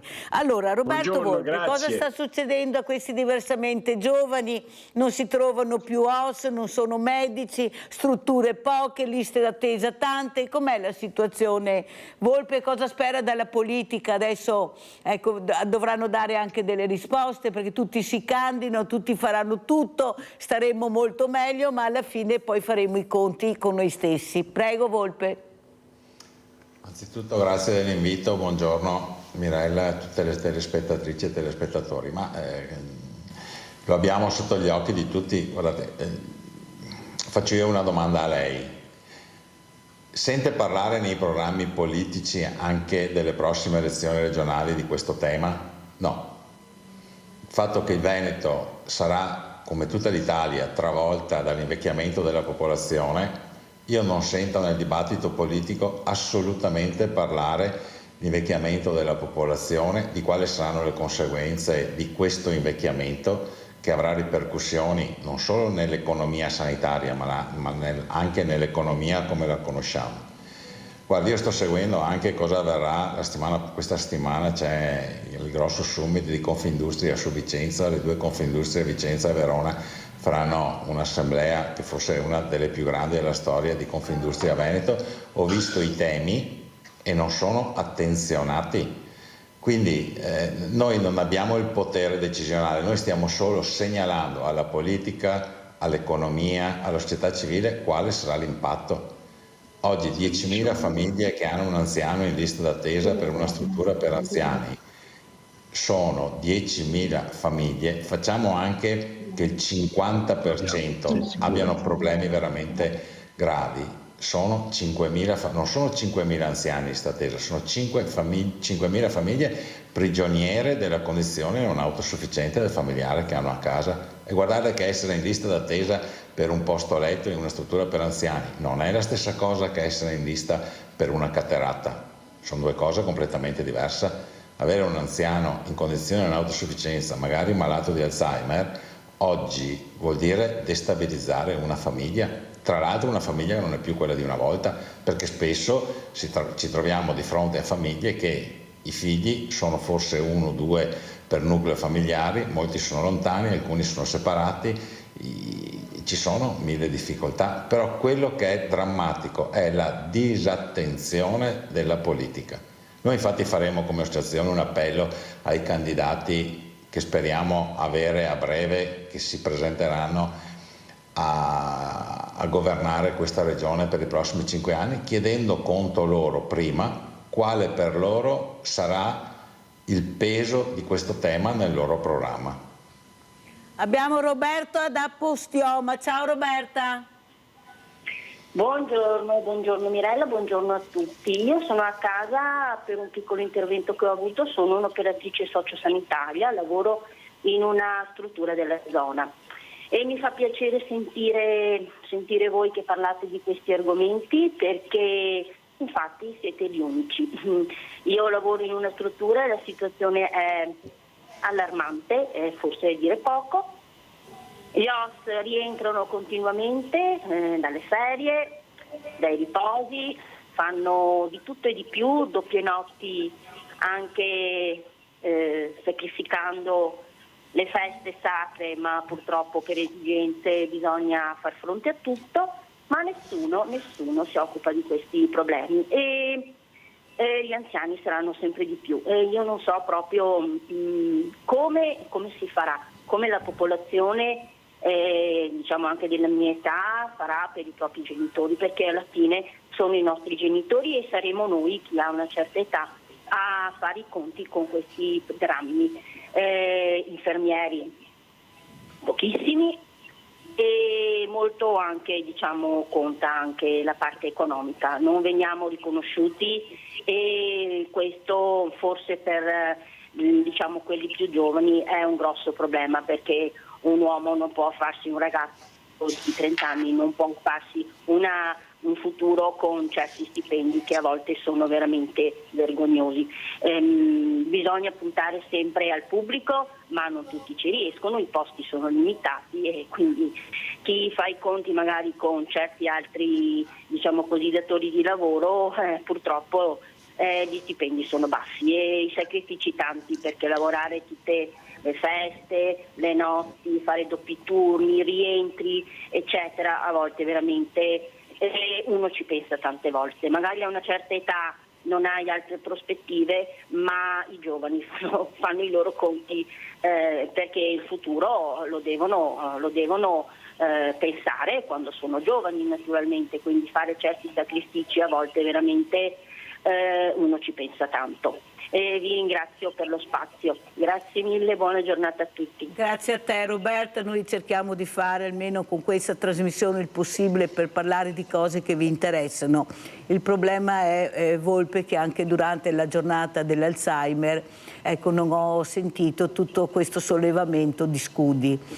Io ne parlo sempre fortunatamente con voi ospiti che appunto vi occupate di queste fragilità, però io non vedo che ci sia la volontà di parlare, come dice Roberta, di queste cose, come dice lei Volpe, perché gli obiettivi sono alti. Noi ci diciamo sempre lo Stato siamo noi, il governo è un'altra cosa e la regione è un'altra ancora. Io ho avuto anche il direttore dell'ISRA di Treviso, il quale invece chiede da anni lumi alla regione. Delle volte andiamo a Roma, è meglio che ci fermiamo anche a Venezia, visto che abbiamo la regione a Venezia che avrebbe dovuto dare risposte molto importanti e mi sembra, quello che ho sentito dai miei ospiti, la regione non le ha date, anche in tempi non sospetti dove poteva intervenire. Cosa dice Volpe? No, guardi, sono assolutamente d'accordo, se lei segue. Io ormai sono considerato un po' il polemico rispetto a questi temi, ma non sono polemico, sto solo rappresentando a chi governa i problemi reali. Oggi la società, la classe politica è troppo lontana dai territori. Mi è piaciuto molto l'intervento di Roberta prima, perché io mi sto battendo perché il personale delle strutture per anziani, pubblico, privato, abbia una dignità, ma non possiamo economica e lavorativa, ma non possiamo pensare che questo accada tutto sulla rete dei nostri ospiti. Lei sa, io ho fatto una battaglia per l'addizionale dicendo che non credo che i veneti si sarebbero ribellati a una sorta di tassa di scopo. Però vedo, anche poche settimane fa ho visto 52 milioni di euro per i prossimi anni al personale sanitario. Possibile che nessuno a margine di questi pensi che c'è anche un esercito di operatrici e operatori che lavorano in strutture per anziani? Non sono lavori di serie B, però più di continuare a questo grido di allarme, io non ho più forza, forse ne avrete di più voi, però siamo di fronte a una tempesta perfetta, l'invecchiamento della popolazione, una scarsità di personale spaventoso che è legato anche al fatto che siamo il frutto di oggi, è l'inverno demografico che abbiamo trascurato negli anni. Siamo in una situazione drammatica, siamo di fronte a quello che sarà uno tsunami economico e sociale, sappiamo che arriva e non stiamo facendo nessun argine, non stiamo educando i ragazzi a capire che l'intelligenza artificiale brucerà migliaia di posti di lavoro di colletti bianchi e che forse dobbiamo far capire ai ragazzi giovani che forse anche questo è uno spazio, però giustamente bisogna dargli prospettive di qualità lavorativa e di remunerazione economica che siano rispetto alle loro attese, ma non riusciamo a comunicare niente, non riusciamo a dire niente. Io vado anche nelle scuole, ad esempio negli istituti tecnici dei servizi sociali, che è una scuola assurda, perché tu quando finisci questo tipo di percorso scolastico dopo 5 anni non puoi fare neanche l'operatore in una struttura per anziani perché devi fare il corso, buttiamo via 5 anni, ma non importa, questo è un vecchio tema, e chiede ai ragazzi se hanno, ma non di fare l'operatore, se hanno un'intenzione di fare il medico, di fare l'infermiere. Nessuno alza la mano, ma perché? Perché non sanno cosa è il futuro, quale sarà il futuro di fronte a loro. Pensano tutti di probabilmente fare dei lavori ritenuti più nobili che non ci saranno. Anche questa è una comunicazione che non diamo, non stiamo facendo capire ai ragazzi qual è il valore di questo lavoro, che tra l'altro sarebbe un lavoro che educa i ragazzi anche nella vita civile a essere delle bravissime persone, perché io non ho mai visto un operatore buttare i sassi dal cavalcavia o fare dispetti per le strade. Però non riusciamo a comunicare ed è un grido d'allarme che non viene ascoltato, perché prima di tutto c'è una prevaricazione del sistema sanitario, della politica sanitaria rispetto alla nostra, ma lei consideri che noi siamo, credo, un po' meno del doppio dei posti letto che ci sono negli ospedali, quindi non si capisce. Anche adesso siamo riusciti ad ottenere che i corsi per operatori sociosanitari li possono fare le ULSS, dando così un segnale forte. Un ragazzo che vede o una ragazza che vede un corso promosso dall'azienda sanitaria magari ha un valore diverso che promosso da un'agenzia formativa. Bene, di tutte le 11 ULSS del Veneto solo 5 hanno presentato domanda per fare i corsi, ma è mai possibile? Dovevano tutte e 11 presentare in regione la richiesta di attivare i corsi. Manca una strategia, manca la visione, Roberto Volpe. Allora andiamo anche dal presidente della Fondazione Lega del Filo d'Oro, il dottor Roberto Bartoli. Dottor Bartoli, quello che però mi rammarica è che anche l'ultimo proprio comunicato che mi è stato dato dall'avvocato Pavanetto, il terzo settore è messo molto male, nel senso che i presidenti diventeranno ancora di più, quasi quasi andiamo sotto accusa, avranno molte più responsabilità e soprattutto questo controllo che stanno facendo. Ma vengono a controllare noi, dottor Bartoli, per carità che sarà anche qualche furbetto in giro, ma i furbetti sono tutti da un'altra parte. Ma come vengono a controllare il terzo settore che è fatto quasi tutto di volontariato? Veramente quei problemi che abbiamo, ma cosa sta succedendo a questi volontari? Come vede lei la situazione? Lei è un'altra regione, da Ancona, da Osimo. Prego, dottor Bartoli. Allora, intanto rispetto a quanto ho sentito per la questione degli anziani, effettivamente è un problema diffuso in tutta Italia, anche nella nostra regione, considerando che c'è un'età media piuttosto elevata, c'è questa grossa problematica dell'assistenza all'anziano fragile e diciamo in strutture che sono assolutamente con pochi posti letto e con tutte le problematiche che sono state già ricordate. Quindi conosco la problematica e vorrei anche fare una piccola parentesi rispetto alla persona anziana che parte da una condizione di disabilità. Come è noto, la Lega del Filo d'Oro segue persone sordocieche, persone con pluridisabilità. Anche queste persone hanno un'età che diventa più elevata e quindi ad un certo punto arrivano le problematiche che riguarda la persona anziana, e su questo credo che noi dobbiamo fare un grosso sforzo di informazione e sensibilizzazione e pretendere dalle nostre regioni che vengano stanziati fondi per sopperire a questa carenza e per dare delle risposte concrete. Ciò detto, sicuramente negli ultimi tempi, io parlo adesso come esperienza Lega del Filo d'Oro, ente del terzo settore come fondazione, certo noi siamo sottoposti a tutta una serie di controlli amministrativi e controlli per il rispetto di standard che sono quelli che derivano dai manuali di autorizzazione eccetera. Allora, entro certi limiti ritengo che sia assolutamente adeguato questo tipo di controllo. Quello che mi sembra che si debba rilevare è che il controllo va esteso però a tutte le strutture, non solo quelle gestite dagli enti del terzo settore, dalle organizzazioni non profit, a tutti gli enti e senza dimenticare che ci sono anche le strutture pubbliche che devono essere sottoposte a controlli, perché a volte c'è una differenza di trattamento, quello che non viene consentito al privato però poi uno va nel pubblico e lo trova, quindi è un problema serio. Sul discorso del controllo noi, come è noto, andiamo avanti prevalentemente utilizzando risorse private, per cui il controllo lo riteniamo, come posso dire, dovuto, ma siamo i primi ad organizzarci perché dal bilancio certificato a tutta una serie di altre certificazioni per essere assolutamente il più possibile trasparenti rispetto a coloro che ci aiutano e ci danno i loro contributi. Però la problematica dell'anziano e dell'anziano disabile è una problematica che diventa sempre più urgente da affrontare. Questo è, io mi unisco a quello che ho sentito anche da parte della signora che ha parlato come operatore sociosanitaria, conosciamo queste qualifiche professionali.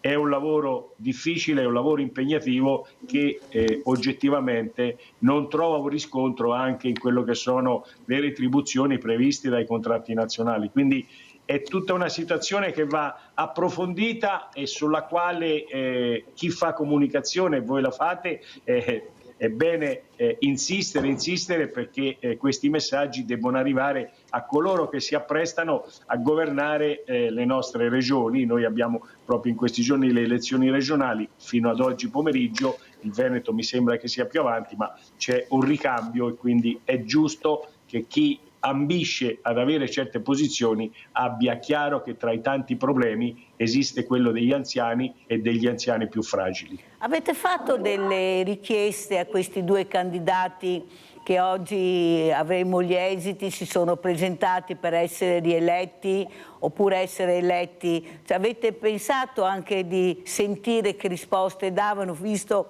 e considerato da quello che abbiamo sentito che sembra che non ascoltino bene, sentono ma non ascoltano, oppure promettono cose che poi magari non vengono mantenute? Ecco, cosa vede lei? Cos'è che la preoccupa di più?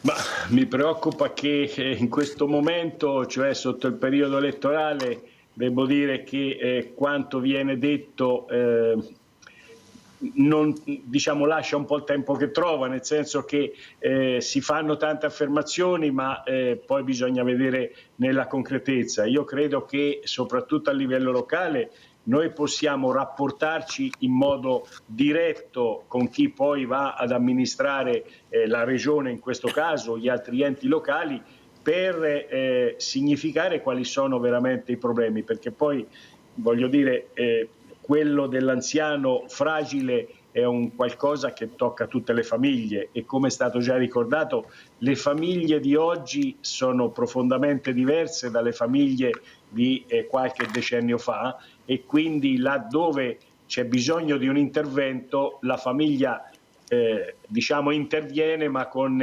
mezzi e con persone limitati rispetto al passato, per cui indubbiamente chi gestisce la cosa pubblica nella programmazione deve tener conto di queste realtà che sono in mutamento e deve trovare poi le giuste soluzioni. Noi non ci fermeremo mai, così come fate voi, persone che operate nella comunicazione, nel sensibilizzare, nell'informare, nel sollecitare, però è come posso dire, una battaglia che non ha una fine, mi sembra, quindi dobbiamo non demordere, perché parliamo di cose concrete, parliamo di problemi reali, di cittadini, di persone che conosciamo, e quindi non possiamo fermarci. Io devo dire che continuo ad essere ottimista rispetto a queste situazioni, perché ormai da tanti anni sono all'interno della Lega del Filo d'Oro. Le cose stanno cambiando, certo che cambiano con una velocità che non è così alta, insomma, quindi io non so lavorare da lei nelle Marche, ma qui da noi nel Veneto, e non solo nel Veneto, non abbiamo il ricambio di volontari, abbiamo soprattutto persone diversamente giovani, ma pochi giovani. Io sono convinta che non siamo riusciti a intrigarli nella maniera giusta. La lezioncina in classe, come dico sempre, Bartoli, non basta più, devono sbagliare, devono toccare con mano, ecco, devono diventare loro i protagonisti. Forse abbiamo fatto poco in questo, non li abbiamo veramente sensibilizzati e intrigati abbastanza, e forse manca proprio questo, il mondo del volontariato giovane. Com'è nelle Marche da voi? Avete giovani, meno giovani? Ma diciamo che il volontariato, per quello che ci concerne, è attivo ed è importante. Certo che l'età media si è un po' alzata.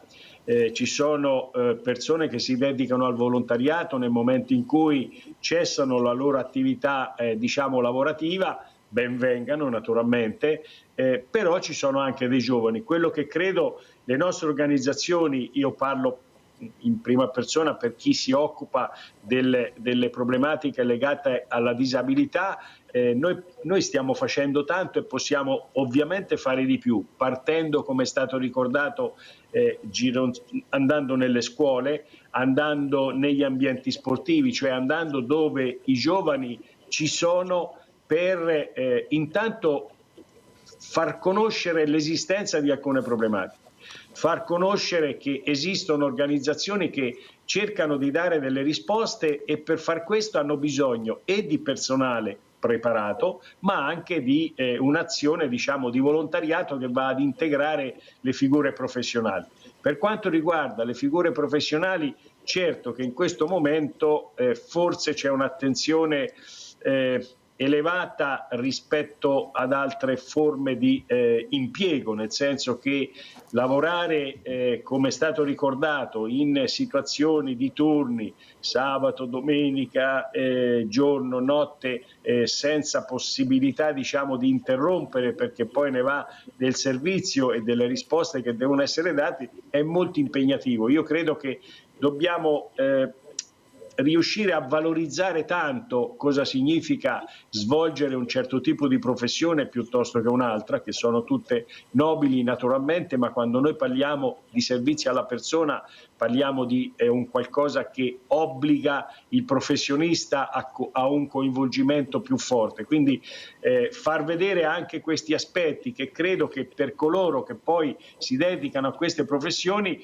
sicuramente emergono, perché la soddisfazione di vedere dei risultati che vengono raggiunti, di vedere una persona anziana che è arrivata vicino al termine della propria vita, che però è un po' più serena, perché riusciamo a costruire un ambiente diciamo più adeguato alle sue esigenze e riusciamo a stargli accanto, io credo che sia anche un grande motivo di soddisfazione. Questo però non può non essere accompagnato da un trattamento dal punto di vista contrattuale che sia più adeguato e più rispondente a quelli che sono gli attuali costi della vita. Quindi e qua volevo arrivare proprio, si parlava anche prima, Bartoli, anche, devo correre perché il tempo è tiranno, devo andare anche dall'altro ospite, da Roberto Volpe. Si parlava prima con Lazzarin, il quale diceva ma non è possibile che un campione di calcio, di basket, di qualsiasi cosa, prenda una montagna di soldi e quello che raccoglie pomodori o che lavora in fabbrica ha stipendi da fame. Non può essere, c'è una disparità incredibile. Questo vale anche per questi operatori, ecco, che cercano di accudire amorevolmente le nostre fragilità. Volpe, ma cosa sta succedendo? Ma è mai possibile continuare a sentire veramente delle cifre milionarie da una parte e direi quasi zero dall'altra? Ormai con 2 stipendi non ce la fanno neppure più a sopravvivere. Io un banco alimentare, lo dico tutte le mattine, persone che lavorano in 2 non riescono ad arrivare alla fine del mese, quando inizi a pagare un affitto o un mutuo di 5, 6, 700 euro ti rimane quasi niente. Per fortuna che ci sono queste associazioni che aiutano, ecco, e soprattutto questi stipendi, queste pensioni che vanno riviste, ecco, perché ci sono lavori e lavori, rispetto per tutti i lavori, ma ci sono dei lavori che veramente vorrei vedere se qualche figlio o qualche nipote o qualche parente caro farebbe quello che fanno queste figure meravigliose che sono all'interno di queste residenze per diversamente giovani. Prego, Volpe. Beh, la diseguaglianza di questo tipo la conosciamo, ne parliamo da anni. Io ormai non ho più lacrime da piangere per dire questo. Questo è un paese che ha un costo del lavoro squilibrato rispetto a quella che è la retribuzione. Ma pensiamo che ci sono anche tante altre categorie, penso a chi fa ordine pubblico, poliziotti, carabinieri, vigili del fuoco, che anche questi sono impegnati H24, 7 su 7, 365 giorni. Ma oggi abbiamo lei, parliamo di quello di lei, quando le forze dell'ordine parleremo degli stipendi delle forze dell'ordine, perché veramente bisogna cominciare a alzare la voce, prego. Sì, allora, anche rispetto a questo, lo dicevo prima, il fatto che ci siano risorse sempre a disposizione per il personale sanitario e non ci siano risorse a disposizione per il personale sociosanitario, già questo è un aspetto iniquo. Fanno mestieri addirittura più impegnativi, perché lavorare all'interno di un RSA è completamente diverso che lavorare in un reparto ospedaliero, però come dicevo prima ci vogliono maggiori risorse a disposizione, perché non possiamo gravare sulle rette degli ospiti che ormai stanno diventando inaccessibili alle famiglie, perché o tu hai la fortuna, e la dico fortuna, di avere l'impegnativa residenzialità, o oggi se devi entrare per necessità in una struttura come ospite privato ci vogliono almeno 90-100 euro al giorno, quindi capite bene che non è che l'aspetto pensione, che oggi la pensione di una persona possa permettere di pagare queste rette, per cui è chiaro che ci vuole, mi passi il termine, un piano Marshall per riconoscere quali sono le priorità di questo momento. Questa è sicuramente una priorità legata anche al fatto che non c'è numericamente forza lavoro per questo mestiere. Adesso fortunatamente da 15 giorni siamo riusciti ad ottenere che oltre agli infermieri ci sia la possibilità di fare arrivare dall'estero con un'immigrazione quindi guidata e intelligente persone che vengono da altri paesi che culturalmente a noi sono vicini. Guarda, io porto l'esperienza mia, io oggi ho nella struttura che amministro circa una 25 tra infermieri e operatori che vengono dal Brasile, dall'Albania. Ecco, sono ascoltate bene a casa, la fermo un attimo Volpe perché abbiamo una telefonata. Nadia da Treviso, vai Nadia. Ciao Mirella, buongiorno a tutti gli ospiti, scusa la mia voce ma sono raffreddata. Niente, volevo dire, sì, aiutare le famiglie che hanno i familiari dentro nelle RSA, ma aiutare anche le famiglie con invalidi al 100%, se li tengono a casa e non hanno l'accompagnatoria, la vedo triste, perché con una pensione io non posso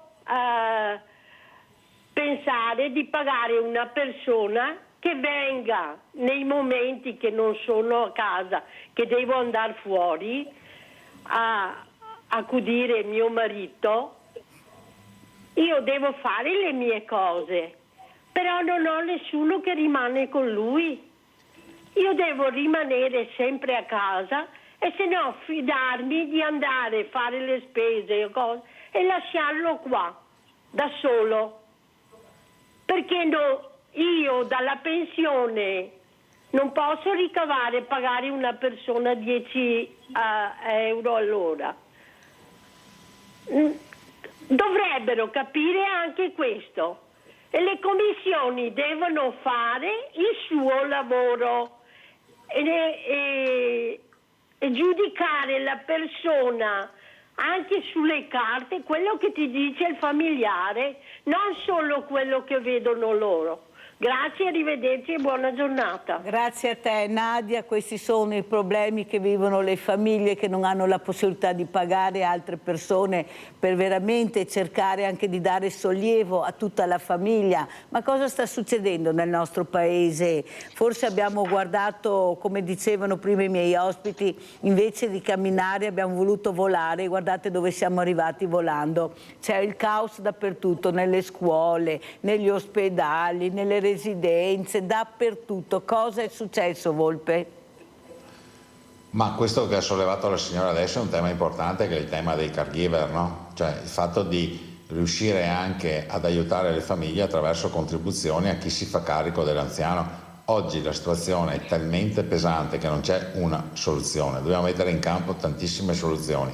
Ad esempio il fronte dell'invecchiamento attivo, dobbiamo lavorare per fare cultura di quando si cessa il lavoro, bisogna mantenersi attivi, allungare il traguardo, passatemi questo termine improprio, di arrivare a un'autosufficienza. Anche qui ci vuole educazione e ci vogliono servizi che vadano incontro alla popolazione per mantenere la persona che invecchia in condizione di autonomia il più possibile. Il sostegno ai caregiver è un'altra grande opportunità e reggerà fino a quando gli anziani hanno i caregiver, però ricordo che la popolazione che sta invecchiando, che arriverà ad essere 8 milioni rispetto ai 4 milioni e 8 ultraottantenni in questo paese, molti di questi sono i boomer che non hanno neanche il caregiver, cioè sono persone che vivono da sole.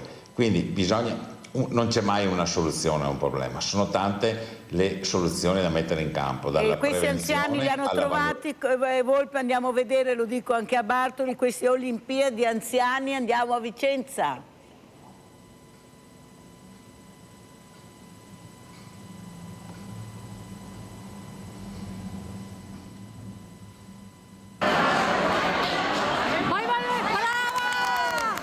Anziani in gioco, il ritorno è la 15ª edizione della manifestazione organizzata nella casa di riposo Simeonato Soattini, che ha visto sfidarsi le squadre di 8 IPAP dei Colli Iberici, coinvolte le 2 strutture di Barbarano Mossano e quelle di Sossano, Orgiano, Lonigo, Meledo, Camisano e Montegallo.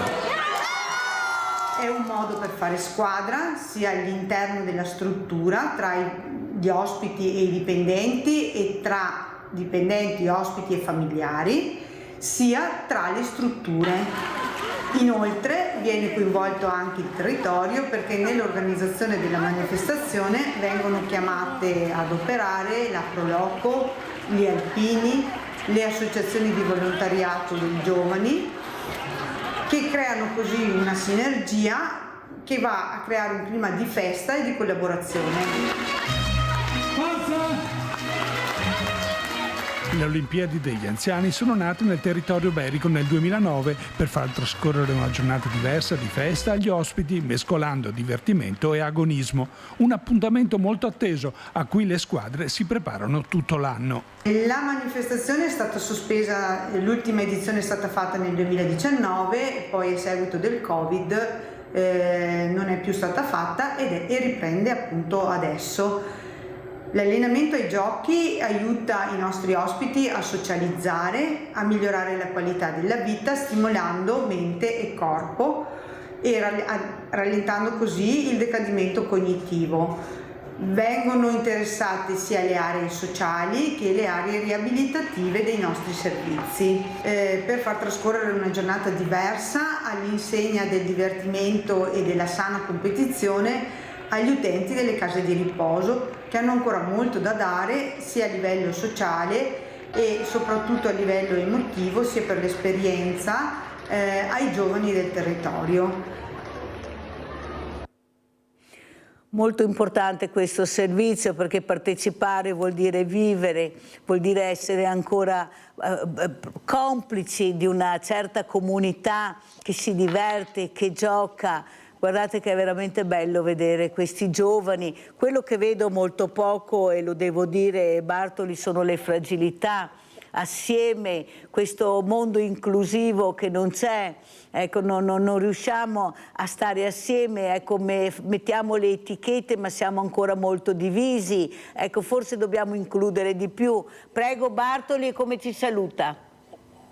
Ma io saluto dicendo che in realtà la situazione credo che cambi da regione a regione e anche da istituzione a istituzione. Noi, come dicevo prima, frequentiamo molto le scuole, gli ambienti sportivi, le parrocchie e in genere si trova accoglienza e riscontriamo, diciamo, un forte interesse, che poi questo interesse da parte del giovane viene anche trasmesso all'interno della famiglia, quindi dobbiamo lavorare in questa direzione.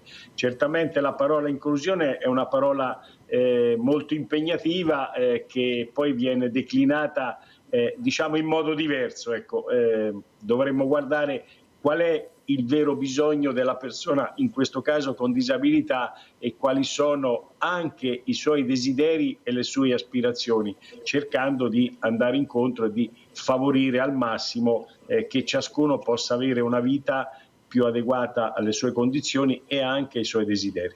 Senta Bartoli, lo chiedo, ma penso che non mi risponderà, ma io lo chiedo lo stesso. Ha tifato per uno dei due pretendenti a questo scranno importante regionale?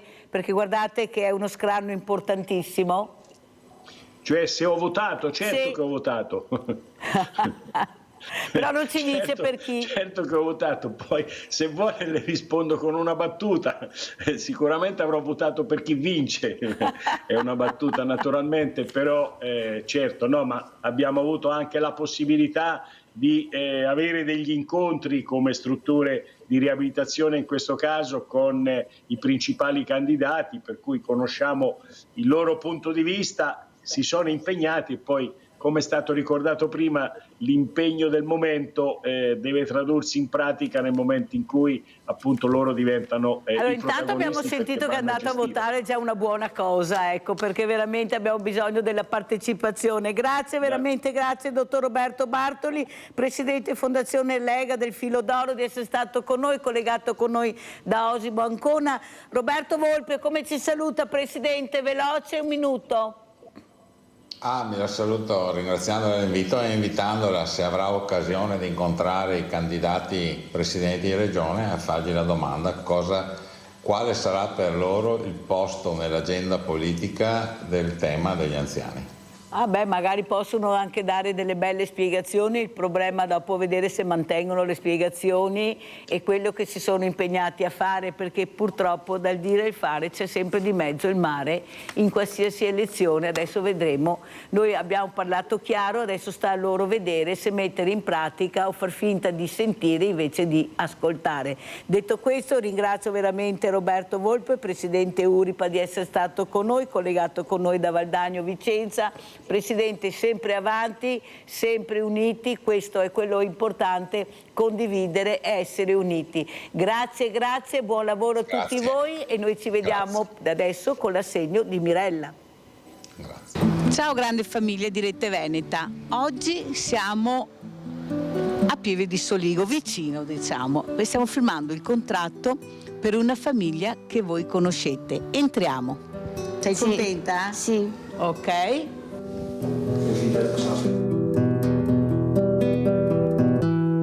Stanno firmando il contratto di locazione, come state vedendo. Siamo su uno studio commercialistico. Siamo arrivati a questo momento e a questa data perché i ragazzi studiavano e abbiamo dovuto aspettare che finissero le scuole, perciò adesso è il momento che loro entreranno in questa casa, perché prima non era possibile, perché era giusto farli finire le scuole. Sono stati promossi tutti e due, sono molto contenta. Secondo me è un'esperienza da imitare, perché esempi così sinceramente non ne vedo molti, e questo qua è un bel esempio di solidarietà da parte di una famiglia di Pieve di Soligo verso un'altra di fuori provincia. Tutti si possono trovare in difficoltà e naturalmente per trovarsi in difficoltà è bello anche aiutare gli altri, cioè, quando tu hai provato la vita che è abbastanza dura, roba del genere, e dici dare un aiuto, però a sapere a chi la dai ti dà soddisfazione, non per la gente, ma per tenerla tu dentro, insomma una cosa interna tua. È una cosa grande, grazie, io spero di meritarla, ecco, di meritare tutto questo. Soprattutto per i tuoi figli? Sì, per loro e perché siamo stanchi. Però devo ringraziare anche il sindaco di Tribano, che ha aiutato questa famiglia come ha potuto, diciamo, perché purtroppo è così anche per i sindaci, però mi sta molto vicino. Adesso io consegno l'assegno di Rete Veneta, lo do al dottor Garbuglio, quale provvederà per le utenze, per quello che servirà per iniziare questo percorso molto difficile per questa famiglia che non lavorano e perciò i ragazzi hanno bisogno di tante cose. Anzi, ringrazio le persone che avevano dato le scarpe nuove, sono stati promossi, e perciò un paio di scarpe per ciascuno, un bellissimo lampadario, un tappeto per la Gabriella e poi questo assegno per aiutarli a iniziare questo percorso, perché la vita è molto dura e il percorso anche. Grazie di cuore alla grande famiglia di Rete Veneta che anche questa settimana mi permette di trovare un po' di respiro. Grazie, non ho parole, grazie di tutto, per i bambini specialmente. Quanto bene vuoi i tuoi ragazzi? Tantissimo, tanto, sono la mia vita.